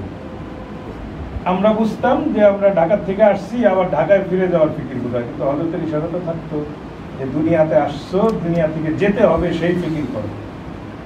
আল্লাহওয়ালাদের এই দুনিয়ার ছোট্ট ছোট্ট কথার মধ্যেও অনেক বড়। আল্লাহ পাক আমাকে সৌভাগ্য দিয়েছিলেন 1991-তে আমি করাচি থেকে হিন্দুস্তানে আসছিলাম রমজানের আগে দিয়ে। সেই সময় জালালাবাদে মাওলানা মুসিউল্লাহ খান সাহেব রহমতুল্লাহ আলাইহির ওখানে থাকার এবং যাওয়ার তৌফিক পেয়েছি। তো আমি যখন পড়ছি তখন আসরের নামাজ কোনো রকম পড়ছি। এরপরে আমরা পাইলাম যাত্রাবাড়ির এখন মুহাদ্দিস বড় উস্তাদ মাওলানা আহমদ ঈসা, আমাদের ইসমাইল যশোরী সাহেবের ভাই, ওনার সাথে লালবাগ থেকে পরিচয় ছিল। উনি বললেন যে তাড়াতাড়ি হযরতের ওখানে যান, যে অনুমতি নেন, অনুমতি ছাড়া কিন্তু থাকতে দিবেন। তো আমি একটা দরখাস্ত লিখে হযরতের ওখানেই করলাম। তো 3টা প্রশ্ন যেটা হযরত থানভী রহমাতুল্লাহ আলাইহির দরবারে ছিল এরকম, কাহা সে আয়ে, কিউ আয়ে, কব তক রহোগে, কোত্থেকে আসছো, কেন আসছো, কয়দিন থাকবে। আমি সংক্ষেপে জবাব দিলাম মুখেই, हजरत मैं ढाका बांग्लादेश का हो, कराची से आया, वहाँ पढ़ता हूँ और इस्लाह के लिए आया, 3 दिन रहूँगा। धमक दिया, बोल रहे पढ़ाई में 10-11 साल लगाते हो और 3 दिन में इस्लाह हो जाएगा? 10-15 বছর পড়াশোনা করার 3 দিনে ইসলাহ হয়ে যাবে? আমি আর কিছু বললাম। এরপর বললাম ठीक है, लोग तो उसको खानका कहते हैं, मैं उसको मेहमान खाना कहता हूँ। वहाँ जाओ और वहाँ जाके खाने का इंतजाम करो, ওখানে জিম্মাদার স্তরে নাম টাম লেখা, টাকা জমা দিয়ে খাবারের ব্যবস্থা করতে। তো এই যে হযরতের এই যে 10-12 বছর পড়াশোনায় লাগাও আর 3 দিনে ইসলাহ হয়ে যাবে, ইসলাহ না হইলে ওই ইলমের মধ্যে রং আসে না, ওইটার যে উপকার দুনিয়াতে পাওয়ার কথা সেটা হয় না, বরং বদনামের কারণ হয়। এবং বলবো যে এমন এমন ঘটনা ঘটায় যে ঘটনার পরে অন্য টুপিদারিওয়ালারাও লজ্জা পায়। এই জন্য ইলমের সাথে সাথে ইসলামের প্রয়োজন। আল্লাহ আমাদের কর্মচারীদের জন্য সুন্দর সিস্টেম রেখেছেন যে একেবারে মুক্ত থেকেই আমরা অনিচ্ছাই উস্তাদের সহবত পেতে পারি। আমাদের নবগঞ্জে ছোট্ট একটা মাদ্রাসা আছে, মুক্ত নাজেরা, এখানে উস্তাদের কি মেহনত ছাত্রদের পিছনে পড়ে। আমি নিজের যখন চিন্তা করি এইভাবে যে উস্তাদ জন্য মেহনত করতে পারবো না, তখন আমার মনে হয় যে ওনারা যা করতেছে ওনাদের 100 25 ভাগ আমি করতে পারবো না, আমি অসুস্থ হয়ে যাবো। একেবারে সবকিছু উস্তাদদের নিগরানি। সবাই যখন গোসল করতে হবে 2 জন উস্তাদ 2 দিকে দাঁড়ায় থাকবে, দেখি নির্ধারিত সময়ের মধ্যেও শেষ করতে হবে, আবার পরস্পরের কোনো ঝগড়াঝাটি না হয় যাতে। আবার নির্ধারিত কিছু সময় আছে সবাই একসাথেই পেশাব ইত্যাদি করার জন্য যায়, উজু করে মসজিদে তখনও দাঁড়ায়। ছাত্ররা যখন ঘুমাবে তখনও উস্তাদ 2 জন ডিউটি করতে হবে, খাবার খাওয়ার সময়ও 2। কোনো একটা সময় এমন নাই যে এদেরকে অসহায়ভাবে ছেড়ে দেওয়া হয়। এবং আলহামদুলিল্লাহ উস্তাদরা এত সুন্দর করে সবগুলো সুন্নতের মশক করায়া দেয়। এই ছোট্ট ছোট্ট বাচ্চারা এই উস্তাদের ডরে কিংবা উস্তাদের নিগরানির সব কাজ সুন্নাহ মোতাবেক করতে অভ্যস্ত হয়ে যায়। এবং এইটা একটা উপকার এমন যে আমরা অনেক সময় মাঝখানটা ঝরে পড়ে, কিন্তু কিছুদিন যদি সোহবতে থাকা হয় উস্তাদের, তো ওইটার রং কোনো না কোনো সময় দেখাই যায়। থানভী রহমাতুল্লাহ এক জায়গায় বলছেন যে আমাদের মাদ্রাসায় যদি কেউ 1 সপ্তাহ লাগায় সেও বেকার থাকবে না, কেউ যদি কয়েক মাস লাগায় সেও বেকার থাকবে না, আর কেউ যদি কয়েক বছর পরে পুরাও না করলো তাতেও তার কোনো কর্মসংস্থানের কোনো অসুবিধা হবে। হযরত বলছেন কয়েক সপ্তাহ থেকে আজান ইকামত সুন্দর মতো মশক করে নিলে, মসজিদ কিভাবে সাফাই করতে হয় এটা শিখে নিলে, সে কমপক্ষে মসজিদের খাদেম হইতে পারবে। আজান ইকামত কেন শিখবে? মুয়াজ্জিন সাহেব না থাকলে যাতে আজান দিতে পারে, ইকামত দিতে পারে। আর কয়েক মাস পড়লে সে মুয়াজ্জিনই শিখা নিবে। মুয়াজ্জিন সাহেবের আবার কিছু সূরা কেরাতও সহি থাকতে হয়, কারণ ইমাম সাহেবের অনুপস্থিতিতে কোনো কোনো ক্ষেত্রে তার নামাজ পড়াইতে হয়। আর কয়েক বছর পড়লে তো আমাদের মাসলা মোটামুটি হয়েই যায়। মাদ্রাসাগুলোর এত সুন্দর সিস্টেম আমার এখনো মনে আছে। 1975 সালের জানুয়ারিতে আমি এই জিন্দাবাদ মাদ্রাসায় ভর্তি হয়েছিলাম। প্রথম দিন দেখি আসরের পরে এই সব মুসল্লিরা বের হয়ে গেল, 2 জন উস্তাদ বারান্দায় যেয়ে বসলেন আর সব ছাত্ররা নামাজের কাতার করে নামাজের পর পড়ছে, আবার দাঁড়ায়। আমি চিন্তা করছি এখন আবার কোন নামাজ পড়বো আসরের পর। এখন যে একজন ইমাম হইল আর সব পিছনে দাঁড়াইলো, আর ইমাম সাহেব সব জাহারি, মানে নিয়ত, সানা, আউযুবিল্লাহ, বিসমিল্লাহ, সূরা ফাতিহা, রুকুর তাসবিহ, সিজদার তাসবিহ, 2 সিজদার মাঝখানে রুকু থেকে সোজা হয়ে সব একবার উচ্চ সুরে পড়তেছে। এখান থেকে কয়েকদিনে শিখা 1-2 সপ্তাহ পরে বাড়িতে গেছি, আমার আব্বারে আমি কইতেছি যে নামাজের নিয়ত তো আমার সবার ভুল হয়। ওই বেটা কইছে আনা ইমামুন লিমান হাযারা ওয়া মান ইয়াহযুর। এটা যে ইমামের জন্য এই বুঝতে আমার নাই। আমরা যে নামাজের মধ্যে 9 কোরআন করে একটা দেখি ইমাম কই, এটা তো কোনো জায়গায় পাইলাম না। এটা তো সব জায়গায় পড়া হয় আনা ইমামুন লিমান হাযারা ওয়া মান ইয়াহযুর। এটা ভিন্ন কথায় 9 তো আছে কি নাই সেটা ভিন্ন কথা। আমি যে আমার বাবার ভুল ধরা শুরু করছি যে আমরা যে নিয়োগ করি এই নিয়োগটা আসলে সহি হয় না, মাদ্রাসার মধ্যে এইভাবে শেখায়। আমার কতটুকুই হয় না এই 1-2 সপ্তাহে যে ইমামের জন্য এই কথাটা ইমামের জন্য বলা, ইমাম বলতেছে, আর মুক্তাদিদের জন্য ওখানে অন্য শব্দ নয় কোরআন কোনো কোরআন হাদিসের কোথাও নাই, এটা কোনো বুজুর্গ বানায় দিচ্ছে। নিয়ত করার কথা কোথাও নেই। আমরা এই নিয়ত করার জন্য এত ব্যস্ত হয়ে যাই যে নিয়ত করলাম কি করলাম না ওটার খেয়াল থাকে না। নামাজ পড়েন না কেন? নয়তো জানি না, নয়তো জানি না দেখে নামাজ পড়েন না। নয়তো ইমাম সাহেবরা আলেমরা কোনোদিন কেউ পড়ছে এরকম আমার জানা নেই। নয়তো ছাড়াই তারা নামাজ পড়ে, এটা কোনো জরুরি জিনিস। তো ওখানে দেখলাম এইভাবে নামাজ শেখানো হচ্ছে। তো ওখানে এইভাবে নামাজ শেখানোর দ্বারা কোন দোয়াটা কোথায় কিভাবে পড়তে হয় এটার একটা সুন্দর আমলি মশক হয়ে যায়। এরপরে উস্তাদরা আবার এই কেউ তো বেশি নিচে হয়ে যায়, কেউ বেশি সোজা থাকে। এই যে এখন দাওয়াতুল হকের যে নামাজের মশক, এটা আমরা সেই আমাদের মুক্তবের উস্তাদের কাছ থেকেই পাইছি। ওরা ধরে ধরে ঠিক করে দিতেন হাত পা সব কিছু। তো এইটা যারা আমাদের পরে নেই তারা কোথায় পাবেন? দস্তরখানে বসে খাওয়া, ডান হাত দিয়ে খাওয়া, খাবার পরে গেলে উঠানো, বাটি পেয়ালা এগুলো সাফ করে খাওয়া, চেটে খাওয়া। সেই সময় তো খাবারেরও খুব অভাব ছিল, এমন এমন খাবার দিত যেটা এখন চিন্তা করলে কলিজা শুকায় যায়। এখন তো আলহামদুলিল্লাহ সব মানুষের মধ্যে খাবার সুন্দর হয়েছে। আমি বলতেছিলাম যে আল্লাহওয়ালারা তাদের সহবতে থাকলে তাদেরকে দেখে দেখে অনেক কিছু শেখা যায়, এবং এই শিক্ষাটা এবং এই উপকারটা অনেক সময় উপলব্ধিতে আসে। এটাকে হযরত থানভী রহমাতুল্লাহ আলাইহি এক জায়গায় বলছেন, আল্লাহওয়ালা কি সোহবত ফায়দা সে খালি নেই। আল্লাহওয়ালাদের সান্নিধ্যে থাকা এটা কখনো উপকার শূন্য না। হ্যাঁ, ये मुअद्दद बिही ज़माना के बाद समझ में आती है। হট করে বুঝে আসে না, কিন্তু বোঝা যায় অনেক দিন পরে যায়। এরপর হযরত বলছেন, ছোটে বাচ্চা हर रोज बनती है। ছোট বাচ্চার প্রবৃদ্ধি সব দিনই হয়। अगर माँ बाप उसको नापने लगे, तारे यदि फीता दिए मापे प्रतिदिन, तो कुछ भी मालूम नहीं होगा। मगर मुअद्दद बिही मुद्दत के बाद उनको भी मालूम हो जाएगा कि ये बच्चा बड़ा हो गया। মানে ডেইলি যদি ফিতা দেওয়া মাপেন আপনি একটু পাইবেন না, কিন্তু আপনার বাচ্চা তো বড় হচ্ছে। 1-2 বছর পরে, কয়েক মাস পরে বুঝবেন যে বড় হচ্ছে। মানুষ অনেক সময় কয় জুতা ছোট হয়ে গেছে, জামা ছোট হয়ে গেছে। জামাও ছোট হয় না, জুতাও ছোট হয় না, ওইটার সাইজে আছে। পা বড় হয়েছে, শরীর বড় হয়েছে। তো শরীর বড় হওয়ার কারণে এটা লাগে না, এটা ছোট মনে হয়। এটার কথাটা এইভাবে প্রচলিত আমাদের সমাজে, কিন্তু উদ্দেশ্য হলো যে বাচ্চা বড় হচ্ছে। বাচ্চারা ডেলি মাপলে বোঝা যায় না। হযরত বলছেন এরকম ভাবে আল্লাহওয়ালাদের সোহবত এবং আল্লাহওয়ালাদের মজলিস এখানে আসলে উপকার হয়, এটা সাধারণত বোঝা যায় না, কিন্তু লম্বা একটা সময় পেরিয়ে যাওয়ার পরে বুঝে আসে। এখানে আমরা হযরত গঙ্গুহি রহমাতুল্লাহ আলাইহির কাহিনী খেয়াল করতে পারি। হযরত রশিদ আহমদ গঙ্গুহি রহমাতুল্লাহ আলাইহি আরেক হওয়ার পরে থানাবন্দ গেছেন। খুব ভালো ছাত্র ছিলেন, খুব ব্রেনি ছিলেন, খুব শরীয়তের ব্যাপারে খুব মজবুত ছিলেন। তো তখন থানাবনে 3 জন বুজুর্গ স্যার থাকতেন, আত্তাবে সালাসা, 3 কুতুব। এবং থানাবনকে বলা হতো দুকানে মারেফাতের দোকান। ওখানে হযরত হাজী আমদাদুল্লাহ মুহাজির মুক্তি রহমাতুল্লাহ আলাইহি, হাফেজ জামিন শহীদ রহমাতুল্লাহ আলাইহি, আর শেখ আহমদ থানভী রহমাতুল্লাহ। তো হাজী সাহেবের কামরা ছিল সবার আগে, এরপরে হাফেজ সাহেবের কামরা, এরপরে শেখ আহমদ থানভীর কামরা। তো ওই শেখ আহমদ সাহেবের ওখানে যাইতে হইলে হাজী সাহেবের কামরার সামনে যেতে হইত।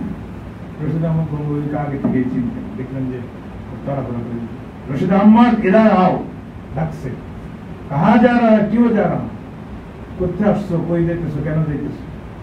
বললেন যে শেখ আহমদ থানভী কিতাব লিখছে, ওর মধ্যে একটা মাসলা ভুল লিখছে, ওনার সাথে মুনাজারা করার জন্য, বিতর্ক করার জন্য যাইতেছে।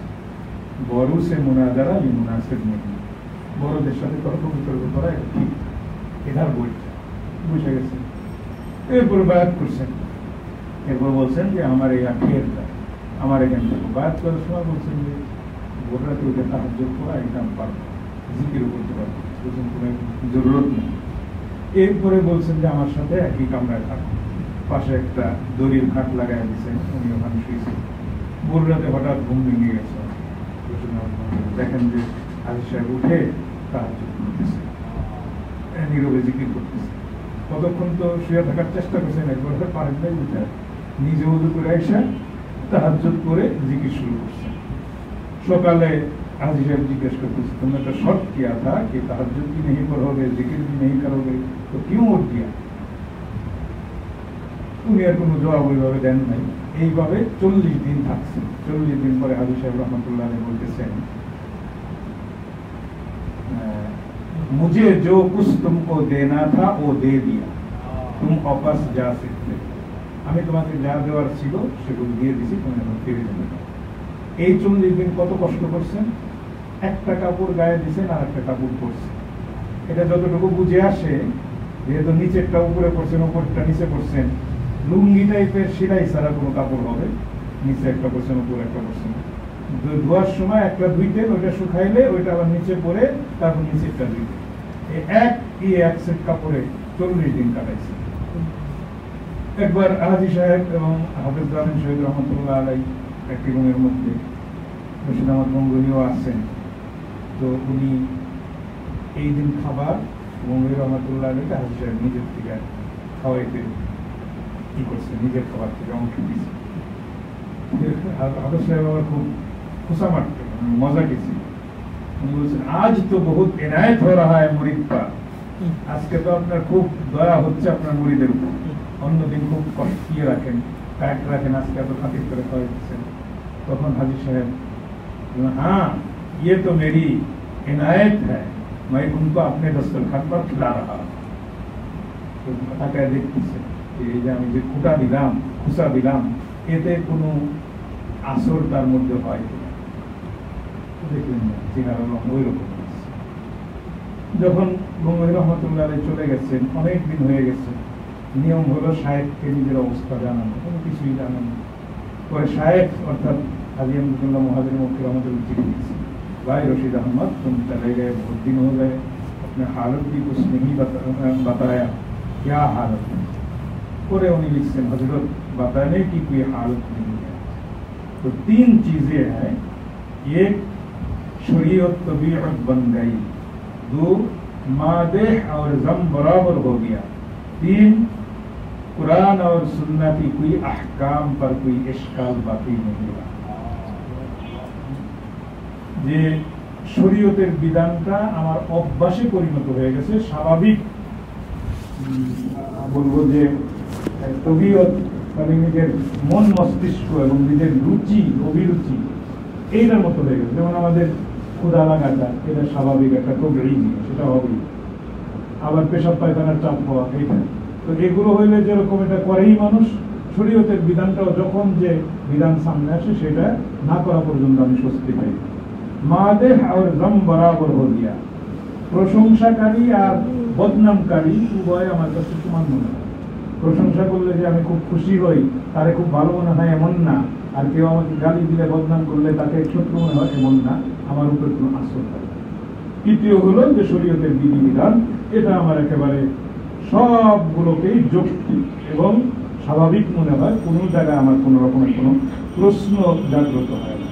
তাহলে হাজি সাহেব এই চিঠি মাথার মধ্যে নিয়ে এরপরে বললেন, আলহামদুলিল্লাহ ऐसी हालत तो हमें भी नसीब नहीं हुई, এমন অবস্থা তো আমাদেরও হয়। এই কথাটাই হাকিমুল উম্মত মুজাদ্দিদুল্লাহ মাওলানা শহীদ নবী রহমাতুল্লাহ অন্য জায়গায় বলছেন। সৈয়দ সুলাইমান নদী রহমাতুল্লাহ হিন্দুস্তানের একেবারে বড় মাপের আলেমদের একজন, এবং ওই যুগে যারা এই আধুনিক বিশ্বকে বলা যায় যে ইলমে মারিফতের দিকে আকৃষ্ট করছে এবং ইসলাম প্রচারের যাদের মাধ্যমে হয়েছে, তাদের মধ্যে শেষ বয়সে হযরত আব্দুল বারী রহমাতুল্লাহ আলাইহি রহমাতুল্লাহ সম্পৃক্ত, ওনার মাধ্যমে হযরত নবী রহমাতুল্লাহ আলাইহি দরবারে গেছে। অল্প কয়েকদিন থাকছেন, হযরত খেলাফত দিয়ে দিয়েছেন। কেউ কেউ প্রশ্ন করছে, হযরত আপনি তো बहुत साल तक मुजाहदा कराया और उनको बहुत जांचा, फिर खिलाफत दी, और इनको 2-3 दिन के अंदर अंदर दे दिया। हजरत बोले, लकड़ी अगर सूखी हो तो बस आग जलने की देर होती है, बस आग जलाने के साथ साथ वो जल जाते हैं। तो ये সৈয়দ সুলাইমান নদী রহমতুল্লাহ আলাইহি অন্তত আগে থেকে আমরা প্রেমে মত্ত ছিল, শুধু এটার মুখটা একটু খুলে দেওয়ার দরকার ছিল, আমি একটু খুলে দেওয়ার কাজ করছি। এরপর যখন সৈয়দ সাহেব বিদায় হবেন থানাবন থেকে, সেই সময় হযরত বলছেন, হযরত তুই খাস নসিহত করো। হযরত লিখছেন, আজকে আমি পড়ছি, হযরত বলেন যে আমি চিন্তা করে এত বড় মানুষ ওনারা আমি কি নসিহত করবো, কিন্তু সাথে সাথে আল্লাহ পাক আমার দিলের মধ্যে একটা কথা জাগ্রত করে দিলেন, बस ये तरीक की आखिर और अव्वल एक ही बात है, अपने को मिटाना। এই আল্লাহ প্রাপ্তির পথের শুরু এবং শেষ একটাই, নিজেকে মিটিয়ে দেওয়া, আমি যে কিছু এই অনুভূতি না থাকে। আর এক জায়গায় হযরত লিখছেন যে अपने आप को ऐसे मिटाओ कि मिटाने की भी एहसास ना हो। এমন ভাবে মিটাইতে হবে যে আমি যে নিজেকে মিটাইছি এটা যেন বোঝাও না যায়। এরপর হযরত দৃষ্টান্ত দিয়েছেন, सोने वाले को सोने की एहसास नहीं होती। ঘুমন্ত ব্যক্তি যে ঘুমিয়ে আছে, ঘুমের মধ্যে কিছু টের পায়, তো এমন ভাবে নিজেকে মিটাও। আসল কথা হলো আল্লাহ আমাদের কাছে এসে নিজেকে একেবারে মিটিয়ে দেওয়া। কত বড় কথা বলছে, मैं अपने आप को हर मुसलमान से फिलहाल और हर इंसान से, हर काफिर से फिलमाल बदतर समझता।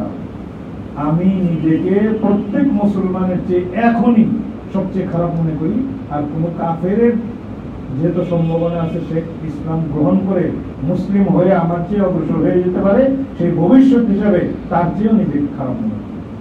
এত বড় মানুষ। এই আজকেই পড়ছি, একজন স্বপ্নে দেখছেন হযরত রাসূল কারীম সাল্লাল্লাহু আলাইহি ওয়াসাল্লাম বলতেছেন, আশরাফ আলী কো মেরা সালাম কা। তো ওই বেটা ঢাকার একজন মানুষ, সে আসলে ধর্মের মধ্যে চিন্তা, উনি আমার স্বপ্নের মধ্যে বলছেন, হযরত মাই তো উনকা জানতা নেই, আমি তো তাকে চিনি না, উর্দুতে লেখা, কথাবার্তা তার উর্দুতে হয় নাই, কোন ভাষায় হয়েছে আল্লাহ পাকই জানেন। তো বলছে যে জাফর আহমদ সে কাহ, তখন জাফর আহমদ ইসলাম রহমতুল্লাহ ঢাকা অবস্থান করতেছে। তো উনি আবার ওনাকে চিনতেন, ওনার কাছে বলছেন যে আমি স্বপ্নে দেখলাম এরকম। তো ওইটা খুব অল্প সময়ের মধ্যে সম্ভবত টেলিগ্রাফ বা অন্য কোনো তার উর্দুওয়ালা টেলিগ্রাফের মাধ্যমে হযরত থানভীরে জানায় দিচ্ছেন হযরত। তো ওই সারাদিন শুধু দরুদ শরীফ পড়া আর কান্নাকাটি, কোনো কাজ প্রতিদিন করেন নাই। এই খবর পাওয়ার পরে সারাদিন শুধু কান্নাকাটি করছেন আর দরুদ শরীফ পড়ছেন। আরেকটা ঘটনা আমার বলতে মনে যেতে রহমতুল্লাহ সম্পর্কে, ওই ঘটনা আবার অনেকে সহ্য হয় না। সেটা হলো কারি তৈয়ব সাহেব রহমতুল্লাহ একটা চিঠির কথা। রহমতুল্লাহ খলিফাদের নিয়ে একটা কিতাব আছে, রাজমে আশরাফকে চেহারা, লাহোর থেকে এটা প্রকাশিত হয়েছে। সেখানে মাওলানা ওকিল আহমদ শেরওয়ানি, পাকিস্তানের একজন আলেম, অনেক আগেই মারা গেছেন। দুইটা সংগঠন হযরত থানভী রহমতুল্লাহর দিক নির্দেশনায় কাজ করতে, একটা হলো দাওয়াতুল হক, এইটাই কোন কোন জায়গায় আবার সিয়ানাতুল মুসলিমিন নামে ছিল। লাহোরে এই দাওয়াতুল হকের কাজ হইতো সিয়ানাতুল মুসলিমিন নামে। ওই দপ্তরের জিম্মাদার ছিলেন মাওলানা উকিল আহমদ শেরওয়ানি। কারি তৈয়ব সাহেব রহমতুল্লাহ যখন নতুন নতুন মোকাম হয়েছিল তখন একবার ঢাকা আসছে। ঢাকা আসার পরে উনি উঠছেন এই ছোট কাটারা যে একটা হেকিম হাবিবুর রহমান রোড, ওই হাবিবুর রহমান সাহেব তখন ঢাকা, উনি এই নাম করা মানুষ, উনার মেহমান হয়েছেন হযরত কারি তৈয়ব সাহেব রহমতুল্লাহ। আর হাকিম হাবিবুর রহমান সাহেব কথা প্রসঙ্গে বলছেন যে হযরত ইহা বেনারস के एक खानदान के कुछ अफराद ढाका में आबाद है। বেনারস হিন্দুস্তানের একটা জায়গা, ওখানে এক গোত্রের কিছু লোক ঢাকায় থাকে। उनके पास संस्कृत जबान में लिखी हुई एक किताब है। ওনার কাছে সংস্কৃতি ভাষায় একটা লেখা কিতাব আছে। इस किताब के बहुत सारे जिल्द है, एक जिल्द उनके पास है। অনেকগুলো খণ্ড, একটা খণ্ড ওনার কাছে আছে। इस जिल्द में हिंदुस्तान के बड़े अल्लाह वाले और उलमाए किराम की हालत लिखी हुई है। तो এটা শুনেই কারি তৈয়ব সাহেব রহমতুল্লাহ বলছেন, मुझे भी उनसे मिलाओ, আমারও ওনার সাথে একটু সাক্ষাৎ করায় দাও। তো হাকিম হাবিবুর রহমান সাহেব কারি তৈয়ব সাহেব রহমতুল্লাহ ওখানে নিয়ে গেছে, নিয়ে বলছেন যে আমরা শুনলাম তোমার কাছে এরকম একটা কিতাব আছে, তো ওখানে হিন্দুস্তানের বড় বড় আলেমদের হালত লেখা আছে, একটু পড়া শোনা। উনি বললেন যে কার হালত আপনি জানতে চান, তার নাম আর তার জন্মের তারিখ বলতে হবে, এটা বলতে পারলে আমি সেটা বের করতে পারি। তো উনি বললেন যে मौलाना अशरफ थानवी रहमतुल्लाह जन्म तारीख उनार जाना ছিল उन्हीं পয়লা পয়লা শুনাইতেছে ये बहुत बड़े ऋषि होंगे अनेक बड़ मनीषी हबेन मगर उनका कोई औलाद नहीं होगा तार कोनो बच्चा होबे ना उनके दो बीबियां होंगी तार दुई बीबी होबे रूहानी औलाद बहुत होंगे तार आध्यात्मिक सन्तान अनेक होबे तो कारिते रहमतुल्लाह এই চিঠির মধ্যে লিখতেছেন তার মনে মনে চিন্তা করলাম হযরত থানভী বিখ্যাত ব্যক্তি ওনার কথাগুলো হয়তো প্রসিদ্ধ আছে এইজন্য বেটা এখানে কইতেছি তখন আমি হযরত থানভী রহমাতুল্লাহ আরেকজন খলিফা মাওলানা ওসিউল্লাহ রহমাতুল্লাহ ওনার নাম জানা ছিল ওনার জন্ম তারিখ আমার জানা ছিল আমার সাথে ঘনিষ্ঠতার কারণে তখন ওনার নাম আর ওই বললাম তো ওনার ভালো তো পয়লা পয়লা শোনালো এক জায়গায় একটা কথা এমন বললো যেটা শুধু আমি আর উনি না ও আখির জামানা में अपनी জায়দাত অফ আলাল আওলাদ করেंगे সে শেষ জীবনে এসে নিজের সমস্ত সম্পত্তি নিজের সন্তানদের উপরে অফ করে দিল তো এইটা আমি ঢাকায় আসার কিছুদিন আগে উনি দারুল উলুমে এসে আমার সাথে মশওয়ারা করে গেছে তো এটা খালি আমি জানতাম আর উনি জানতো আর কেউ জানতো না এরপরে আমি নিজের কথাই কইলাম নাম বললাম আর জন্ম তারিখ বললাম তারপরে উনি আমার হালত শুনাইতে থাকলো এরপরে উনকা ससुराल रामपुर में होगा আমি তখন বিয়েও করি আমার শ্বশুর বাড়ি রামপালে হবে এই হিন্দুস্তানে একটা জায়গা তো সেই জায়গার কথা বললো এরপরে আরো কি কি হবে সব শুনাই এইটা আবার হযরত থানভী রহমাতুল্লাহ আলাইহিকে কারিতে রহমাতুল্লাহ ঢাকা থেকে ফিরে যায় লিখছেন হযরতের জীবদ্দশা এটা লিখছেন তো হযরত বললেন যে मैं तकजीब भी नहीं करता तस्दीक भी नहीं करता আমি এটা সত্যায়ন করতেছি না আর মিথ্যাও বলতেছি না हो सकता है अंबियाए साबिकीन में से किसी पर इन लोगों के हालत मुनकशफ हो गया था और उसी को किताब में लिख दिया गया আগের কোন নবীর কাছে এই বিষয়টা হয়তো আল্লাহ পাক প্রকাশ করে দিয়েছিলেন সেটাকে কেউ কিতাবের মধ্যে লিখছে এরপর হযরত ওমর ফারুক রাদিয়াল্লাহু তাআলা আনহুর শাসন আমলে এই ধরনের একটা কিতাব পাওয়া গেছিল যেটা দিয়ে রেখা টাইনা টাইনা উল্টা পুল্টা কথাবার্তাই করা যায় তো এখানে ফিতনা হইতেছিল হযরত ওমর ফারুক রাদিয়াল্লাহু তাআলা মদিনা মুনাওয়ারা থেকে সেই সিরিয়ায় গেছে গিয়ে ওই কিতাব নিজের কবজায় নিয়ে নিছে নিয়ে এগুলো পুরাইছে পুরায়া 25টা কবর খনন করছেন এই কবরের মধ্যে কোন একটার মধ্যে এটা দাফন করে দিয়েছে যাতে এটা নিয়ে কোনো ফিতনা না হয় কথা বুঝে আসছে তো এটা আল্লাহ পাক করতেও পারে হযরত থানভী রহমাতুল্লাহ যে কথা বলছেন কারিতে সবার সাথে ঘটছে এটা এবং ফকিল আহমদ শারওয়ানি রহমাতুল্লাহ আলাইহি উনি সিয়ানাতুল মুসলিমিনের দপ্তরে কাজকারী সাহেবের চিঠিটা পায়া ওই চিঠির আগে পরে টিকা লাগায় ওইটা ওই বজমে আশরাফকে চেরাগের শুরুতে ছাপায় আমরা যাদের দ্বারা কাজ নিলেন এগুলো আল্লাহের পক্ষ থেকে আগেই নির্ধারিত আমার আপনারটাও নির্ধারিত আছে কারোটা প্রকাশ হয় কারোটা প্রকাশ হয় না কারণ হাদিস শরীফে আসছে আউয়ালু মা খালাকাল্লাহু আল কলম আল্লাহ পাক সর্বপ্রথম কলম সৃষ্টি করেছে এরপরে বলছেন উক্তুব লেখো কলম আবার আল্লাহকে জিজ্ঞেস করে মা যা আক্তুবু রব্বি হে আমার রব কি লিখবো আল্লাহ পাক বলেন মাকাদিরা কুল্লি শাই সব জিনিসের পরিমাণ ভাগ্য দিয়ে আমার আপনার ভাগ্য ওখান থেকেই নির্দিষ্ট হয়েছে তাহলে এই চুরি ডাকাতি বদমাশি করে অন্যায় করে কোনো একটা পয়সা বেশি কামানো যাবে না সবুর করে হালালের উপরে থাকলে আল্লাহ পাক যা দেওয়ার সেটা দিবেন আর হালালের উপরে থাকা শরীয়ত মোতাবেক চলা এই জমানায় একা একা কোনোভাবেই সম্ভব না আর নিজের বুদ্ধি খাটাও সম্ভব না অনলাইন সাইট দিয়েও সম্ভব না আর ডিজিটাল মূল বিষয় দিয়েও সম্ভব না সাদা সিধা আল্লাহ বুঝের মধ্যে রাসূল ধরে থাকলে ইনশাআল্লাহ সিরাতে মুস্তাকিমের উপর থাকা যাবে আল্লাহ পাক আমাদেরকে তৌফিক দান করুন আমি আসলে এত কথা কইতে চাই না বের হয়ে গেছে কোনো ভুল বলে থাকলে সেটার জন্য ইস্তেগফার করতেছি আল্লাহর কাছে ক্ষমা চাই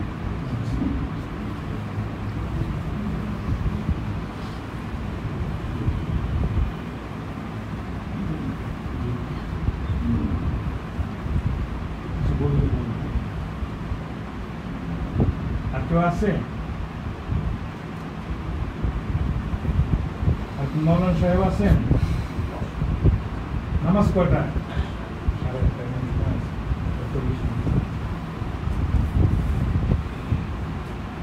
আপনি বললে কি কিরকম করতে পারি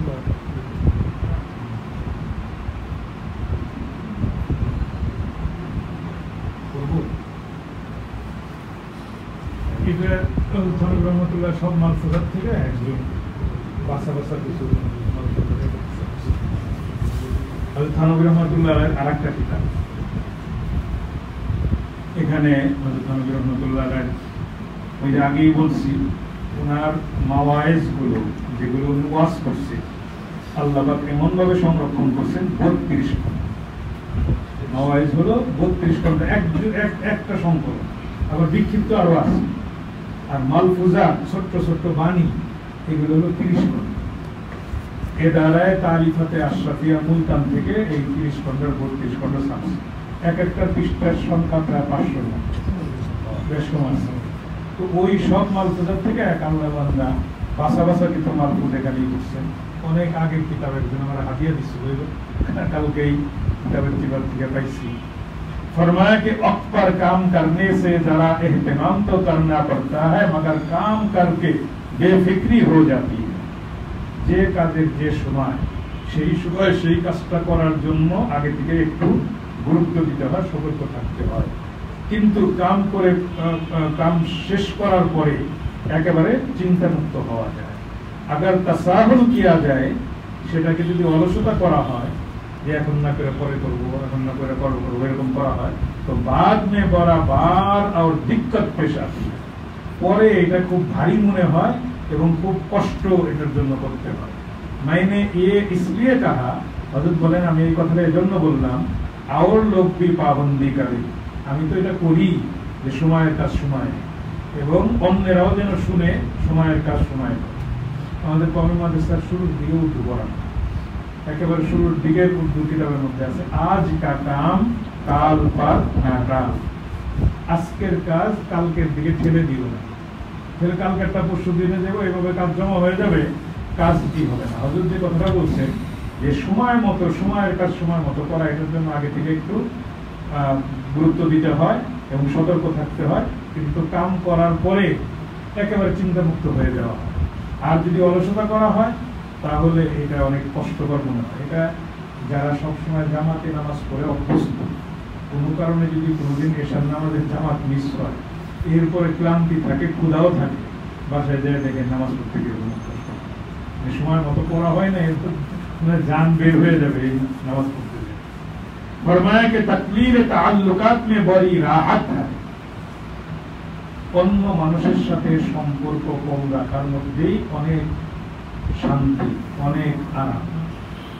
বুজুর্গরা 4 ধরনের মুজাহাদা করেন: তাকলিলে কালাম, কম কথা বলা; তাকলিলে তাআম, কম খাওয়া; তাকলিলে মানাম, কম ঘুমানো; তাকলিলে ইখতিলাত মাআল আনাম, মানুষের সাথে কম মিলামেশা করা।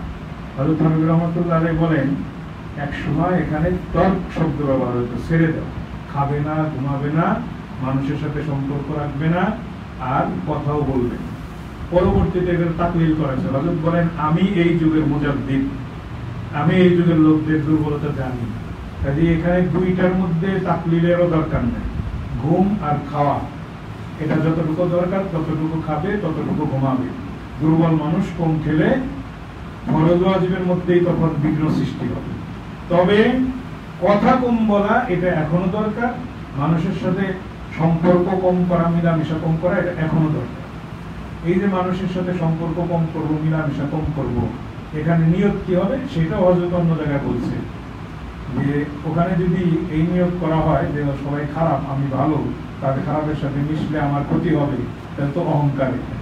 এটা আর এক মারাত্মক রোগের কারণ হবে। হযরত বলেন সেখানে নিয়ত করবে যে আমি একটা খারাপ মানুষ, আমার দ্বারা লোকজনের কষ্ট হয়, যাতে অন্য লোকজন কষ্ট না পায়, এজন্য আমি মানুষের সাথে কম মিলামেশা করি।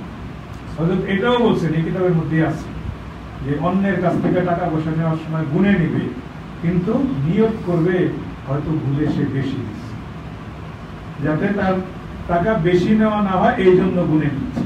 সে কম দিচ্ছে, আমার ঠকাইতে পারে, মুসলিম সম্পর্কে এই ধরনের ধারণা করার কোনো সুযোগ নেই। फरमाया कि ईसाल सवाब से मुसिल सवाब बख्शने वाला के सवाब में कुछ कमी नहीं होती, बल्कि उस ईसाल का अलग सवाब मजीद मिलता है। नीज जिन जिन को ईसाल किया जाता है सबको इतना इतना सवाब मिल जाता है। सुंदर একটা কথা, ईसाले सवाब, सवाब रेसानी। ईसाले सवाब এটা হলো আরবি শব্দ, সওয়াব রেসানি হলো ফার্সি শব্দ। বাংলায় অন্যকে সওয়াব দেওয়া, অন্যকে সওয়াব পৌঁছানো। সাধারণত আমরা আমাদের আত্মীয় স্বজন মারা গেলে তাদের জন্য সওয়াব রেসানি, সওয়াব পৌঁছানোর একটা চিন্তা করি, কিন্তু এটা জীবিতদেরকেও দেওয়া যায়, জীবিতদেরকেও দেওয়া যায়। তো এই ক্ষেত্রে যেমন মনে করেন আমি 2 রাকাত নফল করলাম, এখন নফল করার যে সওয়াব হলো, আমি যদি এটা আমার কোনো মৃত কিংবা জীবিত আত্মীয়কে দিয়ে দেই, তাহলে তো টাকা আমার 100 টাকা ছিল, আরেকজনে দিয়ে দিলে যেরকম নেকিটাও যা ছিল সেটা আরেকজনে দিয়ে দিলাম, আমি খালি হয়ে গেলাম, এই ধরনের কারো সন্দেহ হলো করেন না। পুরা সওয়াব এই যে ব্যক্তি এই নফল ইবাদতটা করেছে সে তো পাবেই, এবং যাকে দিল সেও পূর্ণ সওয়াব পাবে। এবং এই দেওয়াটা যদি একাধিক ব্যক্তির হয়, তাহলে হযরতের বক্তব্য হলো প্রত্যেকে পূর্ণ সওয়াব আলাদা আলাদা পাবে। আর এই পৌঁছানেওয়ালা, দেনেওয়ালা, সে ওই নফল ইবাদতের সওয়াব তো পাবেই, আবার এটা অন্যকে পৌঁছাইলো, অন্যের উপকার করলো, অন্যের উপকার করার সওয়াবও অতিরিক্ত পাবে। ইসলামের সৌন্দর্য এখানেই, এখানে ঠকার কিছু নাই, সবকিছুর মধ্যে আল্লাহ পাক লাভের এত বেশি রাখছেন। এই জন্য দোয়ার সময় বকিলি করতেন, দোয়ার মধ্যে যেগুলোতে কোরআনে কারিমে 1 বচন ব্যবহার করা হয়েছে সেগুলোতে 1 বচন ব্যবহার করলে কোনো অসুবিধা নাই, কিন্তু যেগুলোর মধ্যে বহু বচন সেগুলোতে বহু বচন ব্যবহার করা উচিত। আর স্বাভাবিকভাবে আমরা যখনই করি তখন আমাদের নিজেদের কথার মধ্যে যেন বহু বচন ব্যবহার হয়, আমারে দাও, আমারে দাও, এরকম আল্লাহ আমাদেরকে দান করুন, আমাদের নামাজকে কবুল করুন। তাহলে যত মুসল্লি আর যত মানুষই আছে সবাই এই দোয়ার মধ্যে শরীক হয়ে গেল। হাদিস শরীফে আসছে, কেউ যদি অন্যের জন্য দোয়া করে তাহলে আল্লাহ পাক একজন ফেরেশতা নিয়োজিত করে দেন, সে বলতে থাকে যে তোমারও আল্লাহ পাক এইরকম দেয়, তোমারও আল্লাহ পাক এইরকম দেয়। এজন্য অন্যের জন্য দোয়া করা মানেই হলো ফেরেশতাদের দোয়া লাভ করার একটা মাধ্যম। एक साहब ने कहा मुझसे नमाज का हक अदा नहीं होता। এক ব্যক্তি হযরতকে বলল যে নামাজের হক যেভাবে আদায় করে নামাজ পড়ার কথা আমার দ্বারা এটা হয় না। ফরমায়া যে ভাই নামাজ का हक किससे अदा हो सकता है? নামাজ তো এত বড় ইবাদত এবং নামাজের হক এত বড় যে এটা কার দ্বারা আদায় হবে? কেউই পরিপূর্ণভাবে হক আদায় করতে পারে না। বলকে तुम तो ये भी समझते हो कि हमसे हक अदा नहीं होता। তুমি তো এটাও বুঝতে পারতেছো যে আমাদের কারণে আমাদের হক আদায় হচ্ছে না। और हम उस जहल में मुब्तला है कि हम बहुत अच्छी नमाज पढ़ते हैं, কিন্তু আমার অবস্থা হলো যে আমি এই অজ্ঞতার শিকার যে আমি বোধহয় নামাজ খুব সুন্দর পড়ি, और हालांकि खाक भी नहीं पढ़ते, অথচ আমার নামাজ কিছুই হয় না। बस भाई अल्लाह मियां को सिजदा कर लेते हैं, এতটুকু যে আল্লাহকে সিজদা করি। ও রহিম হয়, কবুল ফরমা লেন, তিনি যেহেতু দয়ালু কাজে আমাদের এই ভাঙ্গাচোরা নামাজও তিনি কবুল করবেন। उनसे उम्मीद कबूलियत की अलबत्ता है, তিনি যে কবুল করবেন এই আশা অবশ্যই আছে। वो हमारी नमाज उस काबिल नहीं, যদিও আমাদের নামাজ কবুল হওয়ার যোগ্য। এটা হযরতের জন্য ঠিক আছে, আবার এটাকে যারা নামাজের কিছুই শিখলাম না, চেষ্টাও করলাম না, তাদের জন্য এই কথা প্রযোজ্য না। চেষ্টা তো করতে হবে, নামাজের দোয়া দুরূদ সূরা কেরাতগুলো সুন্দরভাবে শতবার সহি করে পড়া, নামাজের রুকু সিজদা সুন্দরভাবে সহি করে আদায় করা, কিন্তু তারপরেও আমাদের দ্বারা হবে না। শয়তান ধোঁকা দেয়। শেখুল ইসলাম মুহাম্মদ তাকিউসসানি দামাত বারাকাতুহু একাধিক বয়ানে এই কথা বলছেন। আরিফি রহমাতুল্লাহ আলাইহি উদ্ধৃতি দিয়ে যে অনেকে হযরত বলতেন হযরত আমাদের নামাজ আর মুরগা কি ঠোকরে, আমাদের নামাজ আর মুরগির ঠোকর। হযরত বললেন যে এটাকে ইবাদতকে অবমূল্যায়ন করা, এইভাবে বলা ঠিক। চেষ্টা তো করতে হবে সুন্দরভাবে করার জন্য, তারপরেও নামাজের হক আদায় হবে না, কিন্তু এটাকে এইভাবে অবমূল্যায়ন করা এটা ঠিক। এরপর হযরত বলছেন যে হযরত আরিফি রহমাতুল্লাহ আলাইহি বলতেন যে एक नमाज के बाद अगर दूसरी नमाज की तौफीक हो तो समझ लो पहली वाली नमाज कबूल हो गई। এক ওয়াক্তের পরে যদি আবার আরেক ওয়াক্তে পড়ার তৌফিক আল্লাহ পাক দেন তাহলে বুঝতে হবে যে আগের ওয়াক্ত কবুল হয়েছে। একটা ভুল কথা, ভুল ধারণা আমাদের সমাজে আছে। আমাদের নবগঞ্জ দুয়ারে এটা আগে খুব বেশি ছিল, এখন আলহামদুলিল্লাহ অনেক কমছে। সেটা হলো মানুষের সাইজ আর পোশাক দেখে ইমাম নিয়োগ দেয়। গ্রামের মাতব্বররা তারাও সহি শুদ্ধ করতে পারে না, আর বেতন যত কম হইব তত মাতুব্বরদের সুবিধা হবে। এই জন্য এরাই হুজুর নামাজ পড়াইতে পারবেন তো? পারবো। খাওয়ান দাওয়ান কিন্তু আমাদের ঠিক মতো দেওয়া হয়, আমরা ভাগ করে দিব, কিন্তু খাওয়ানটা উসুল করে নিতে হবে আপনারই। এরপরে সারা বছর বেতন যখন ঠিক মতো দেই না দেই, ঈদের সময় আপনার সব ক্লিয়ার করে দিই। রাজি আছেন তো? এই বিষয়ে কি করবো? রাজি ওইভাবেই করতো। তো এরপরে যদি কোনো মাওলানা সাহেব নামাজ পড়তে যায়, ওনার কেরাত শুনে করে কিছু তো নামাজ হবে না, আপনারা কেমন ইমাম রাখছেন? আমরা মূর্খ সূক্ষ্ম মানুষ, আমাদের নামাজ হয়ে যাবে, আপনার নামাজ না হইলে আপনি একলা করে রাখেন। এই কথাটা ঠিক যে আমরা মূর্খ, এই জন্য আমাদের নামাজ আর এক মূর্খের পিছনে হয়ে যাবে, এইটা কোথাও নাই। ইমামতির জন্য ন্যূনতম একটা যোগ্যতার কথা ফিকহের কিতাবে লেখা আছে, সেই যোগ্যতা থাকতে হবে ইমামের মধ্যে। এখন মূর্খের ইমাম হোক আর শিক্ষিত লোকের ইমাম, ইমামতিটাকে আমরা যত সহজ মনে করি, আর এই পেশাটাকে যে কোন ইমাম সাহেব আবার কোনো মনক্ষুণ্ণ হবেন না, আমি শুধু অবস্থাটা বোঝানোর জন্য এত অবমূল্যায়ন করা হয় এটাকে। ড্রাইভার মৌলভী সাহেবরা করতে পারি, কি করেন ড্রাইভারি করেন আপনি, বুঝেন না মসজিদে ইমামতি কেমন একটা নাল, এই পচা কথা। অথচ ইমাম তো সমাজের মধ্যে সবচেয়ে মুত্তাকি পরহেজগার ব্যক্তি, সবচেয়ে আলাম বড় আলেম যে সে হবে। কিন্তু এখন ইমামতিটারে একেবারে দ্বিতীয় পর্যায়ে রাখা হচ্ছে। হযরত রাসূল কারীম সাল্লাল্লাহু আলাইহি ওয়াসাল্লামের জীবদ্দশায় কেউ ইমামতি করেন নাই। হযরত আবু বকর সিদ্দিক রাদিয়াল্লাহু তাআলা বিশেষ বিশেষ অবস্থায় ইমামতি করছেন, সেটাও ইশারার জন্য যে পরবর্তীতে তিনিই দায়িত্বশীল হবেন। যতদিন হযরত আবু বকর সিদ্দিক ছিলেন ততদিন অন্য কেউ ইমামতি করেন। তো ইমামতি চাই সেটা ইমামতে সুগরা হোক আর ইমামতে কুবরা হোক, এটার জন্য ইলম এবং আমল, তাকওয়া এবং পরহেজগারি অনেক বড় জিনিস। অনেক মাসআলা এমন পাবেন যে ফাসিকের পিছনে নামাজ হয় না, নামাজ মাকরুহ। ফাসিক কারে কয়? যে সগীরা গুনাহে অভ্যস্ত, কোন কোন সময় কবিরাও করে। ইমামতি করার জন্য তো একেবারেই গুনাহমুক্ত থাকতে হবে, এটা অনেক বড় দায়িত্ব। ওই কথা যে আমরা মূর্খ, আমাদের ইমাম মূর্খ হইলেও কোনো অসুবিধা নেই, নামাজ হয়ে যাবে, এরকম ঠিক। একটু চেষ্টা করলে সম্মিলিতভাবে একটু অল্প অল্প দিলেও ব্যবস্থা হয়ে যায়। এখন পর্যন্ত আলহামদুলিল্লাহ দ্বীনি খেদমত গুলোর জন্য অত বড় ডিমান্ড করা হয় না, দুনিয়ার জন্য যত বেশি চাওয়া হয়। এখন পর্যন্ত সবচেয়ে সস্তা এই কাজগুলো, কারণ এগুলো ছাড়া মানুষ চলতে পারবে না। এবং এক সময় এগুলো রাষ্ট্রীয় ব্যবস্থাপনায় আঞ্জাম দেওয়া হতো, কিন্তু পরবর্তীতে ইংরেজদের কারণে এটা আবার জনগণের সমাজের উপরে চলে আসছে। তো সব জায়গায় আল্লাহ এই দেশে কমপক্ষে কিছু কিছু মানুষকে সচ্ছল রেখেছে। মসজিদ মাদ্রাসার পিছনে, দ্বীনি কাজের পিছনে খরচ করা এটা মূলত খরচ না, এটা বরঞ্চ নিজের ধ্বংসশীল সম্পদকে আল্লাহর কাছে পৌঁছিয়ে এই সম্পদকে স্থায়ী রূপ দেওয়া, এবং সেটা আল্লাহ পাক আখিরাতে দিবেন। শুধু দিবেন ওর পরিবর্তে এতটুকুই না, বরং অনেক বাড়িয়ে দিবেন। দুনিয়াতে কোনো জায়গায় ফ্রি সার্ভিস দেওয়া হয়। আপনি একটা হোটেলে বসে চা খেলে একরকম দাম নিবে, আর নিয়ে গেলে আর এক রকমের দাম নিবে। আর সেটা যদি উন্নত হোটেল হয় তাহলে অনেক বেশি দাম নিবে। সেখানে একটু সময় বসলেন, একটু ঠান্ডা বাতাস খেলেন, সেটার জন্য পয়সা নিচ্ছে। আপনি যে কোনো স্টেশনে যান, সেখানে ওয়েটিং রুমে টিকিট ছাড়া আপনাকে ঢুকতে দিবেন। ওয়েটিং রুমের একটু সুবিধা ভোগ করবেন, সেটার জন্য আপনি টিকিটের সাথে আপনার পয়সা ধরা আছে।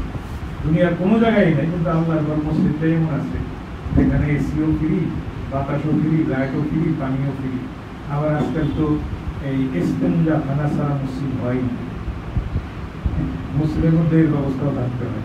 মুফতি রশিদ আহমদ রহমতুল্লাহ আলী আহসানুল ফতোয়ার মধ্যে লিখছেন, যেরকম পেশাব পায়খানার চাপ নিয়ে নামাজ পড়া মাকরুহ, ওইরকম ক্ষুধা নিয়ে নামাজ পড়া মাকরুহ। কাজে মসজিদ কমিটি যেরকম পেশাব পায়খানার ব্যবস্থা করছে, হোটেলের ব্যবস্থা করতে। উনি বলছেন যে অনেক জায়গায় একেবারে মসজিদের অল্প জায়গা, তার মধ্যে ওই টয়লেট বানায়, তো সেগুলো ঠিক মতো সাফ করে না, দুর্গন্ধ যেতে থাকে। মসজিদকে বন্ধ থেকে মুক্ত রাখা এটা অনেক বড় দায়িত্ব। এই জন্য কাঁচা পেঁয়াজ খেয়ে দুর্গন্ধ নিয়ে মসজিদে যেতে নিষেধ করা হয়েছে। তো যাই হোক, এই বিষয়গুলো গুরুত্ব দেওয়া এবং নিজেকে সৌভাগ্যের অধিকারী বানানোর জন্য আল্লাহর রাস্তায়, আল্লাহর ঘরে এবং দিন শিক্ষা প্রতিষ্ঠানে অসহায় মানুষকে সহযোগিতা করেন, আল্লাহ পাক আপনাকে সহযোগিতা করবেন। হাদিস শরীফে আল্লাহ রাসূল সাফ বলছেন, আল্লাহু ফি আউনি আবদিহি মা কানা আল আবদু ফি আউনি আখিহি। আল্লাহ পাক তার বান্দার সাহায্য ওই সময় পর্যন্ত করতে থাকেন যতক্ষণ বান্দা তার অপর ভাইয়ের সাহায্য করে। এখন তো ভাইয়ের সাহায্য করে না, বন্ধুর সাহায্য করে। যার সাথে কোনো রক্তের সম্পর্ক নাই তার সাথে খাতির বেশি, তার একেবারে বেডরুম পর্যন্ত নিয়ে যাওয়া হয়। আর ভাইয়ের সাথে মুখ দেখা দেখি বন্ধু উঠানের মাঝখান বেড়া দিয়ে দেয়। এটা শরীয়তের শিক্ষা না। শরীয়ত তো এই ভ্রাতৃত্বের সম্পর্ক, রক্তের সম্পর্ক, আত্মীয়তার সম্পর্ককে এত গুরুত্ব দিছে। হযরত রাসূল কারীম সাল্লাল্লাহু আলাইহি ওয়াসাল্লাম মক্কা মুকাররমা থেকে হিজরত করে মদিনা মুনাওয়ারা যাওয়ার পরে কোন বর্ণনায় 3টা আমলের কথা, কোন বর্ণনায় 4টা আমলের কথা বলছেন, যার মাধ্যমে পরস্পরে এত হৃদ্যতা, এত মহব্বত হবে যে সেখানে শত্রুতার কোনো অবকাশ থাকবে না। সেখানে আছে আফসুস সালাম, সালাম বেশি বেশি দেওয়া, পরিচিত অপরিচিত, ছোট বড়, ধনী দরিদ্র, শিক্ষিত মূর্খ, সবাইকে সালাম দিতে হবে। সালামের জবাবও সুন্দরভাবে দিতে হবে। ওয়াতইমুত তাআম, যাদের খাবারের অভাব আছে, কষ্ট আছে, যাদেরকে আল্লাহ প্রাচুর্য দিয়েছে, তারা খাবার খাওয়াবে। শুধু মা বাবা মারা গেলে 3 দিনের দিন কুলখানি, 40 দিনে 40, এরপর 1 বছর পরে মৃত্যুবার্ষিকী, এগুলোর সিস্টেম শরীয়তে। শরীয়ত বলে অনাড়ম্বর ভাবে যখন আপনার যার খেদমত করার সুযোগ হয় সেটা করবেন। একজন রিক্সাওয়ালাকে আপনি নিয়ে আসছেন বাজার থেকে, দেখলেন তার চেহারার মধ্যে ক্ষুধার ছাপ, কষ্ট করে আপনাকে আনছে, আপনি জানেন আপনার ঘরে খাবারের প্রাচুর্য আছে, আপনি যদি তাকে একটু খাতির করে একটু খাবার দিতে পারেন, এইটা এত বড় উপকার হবে। আপনি ওই যে 1000 মানুষকে নাম ফোটানোর জন্য কাচ্চি বিরিয়ানি খাওয়াইলো, ওই ফায়দা হবে। কিন্তু আমরা এটা করি, আমরা তেলওয়ালার মাথায় খুব তেল দিই। তৃতীয় বলছেন অসল্লু বিল্লাইল ওয়ান নাসু নিয়াম, রাতের গভীরে মানুষ যখন ঘুমিয়ে থাকে তুমি তখন আল্লাহর সামনে দাঁড়িয়ে যাও। কোন কোন বর্ণনায় আছে ও আসিলে রিহাম, আত্মীয়তার সম্পর্ক বজায় রাখো, তাহলে কি হবে? উদখুলুল জান্নাতা বিসালাম, তাহলে তুমি শান্তি এবং নিরাপত্তার সাথে আল্লাহ পাকের জান্নাতে প্রবেশ করতে পারবে। আল্লাহ পাক আমাদেরকে তৌফিক দান করুন। ওয়া আখিরু দাওয়ানা আলহামদুলিল্লাহ।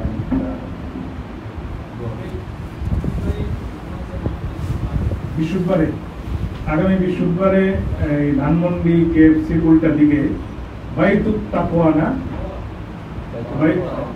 বাইতুত তাওয়াব, এই এলাকায় আমাদের মাসিহুর রহমানের বাসায় মাগরিব থেকে এসা মাহফিল আছে, যারা পারেন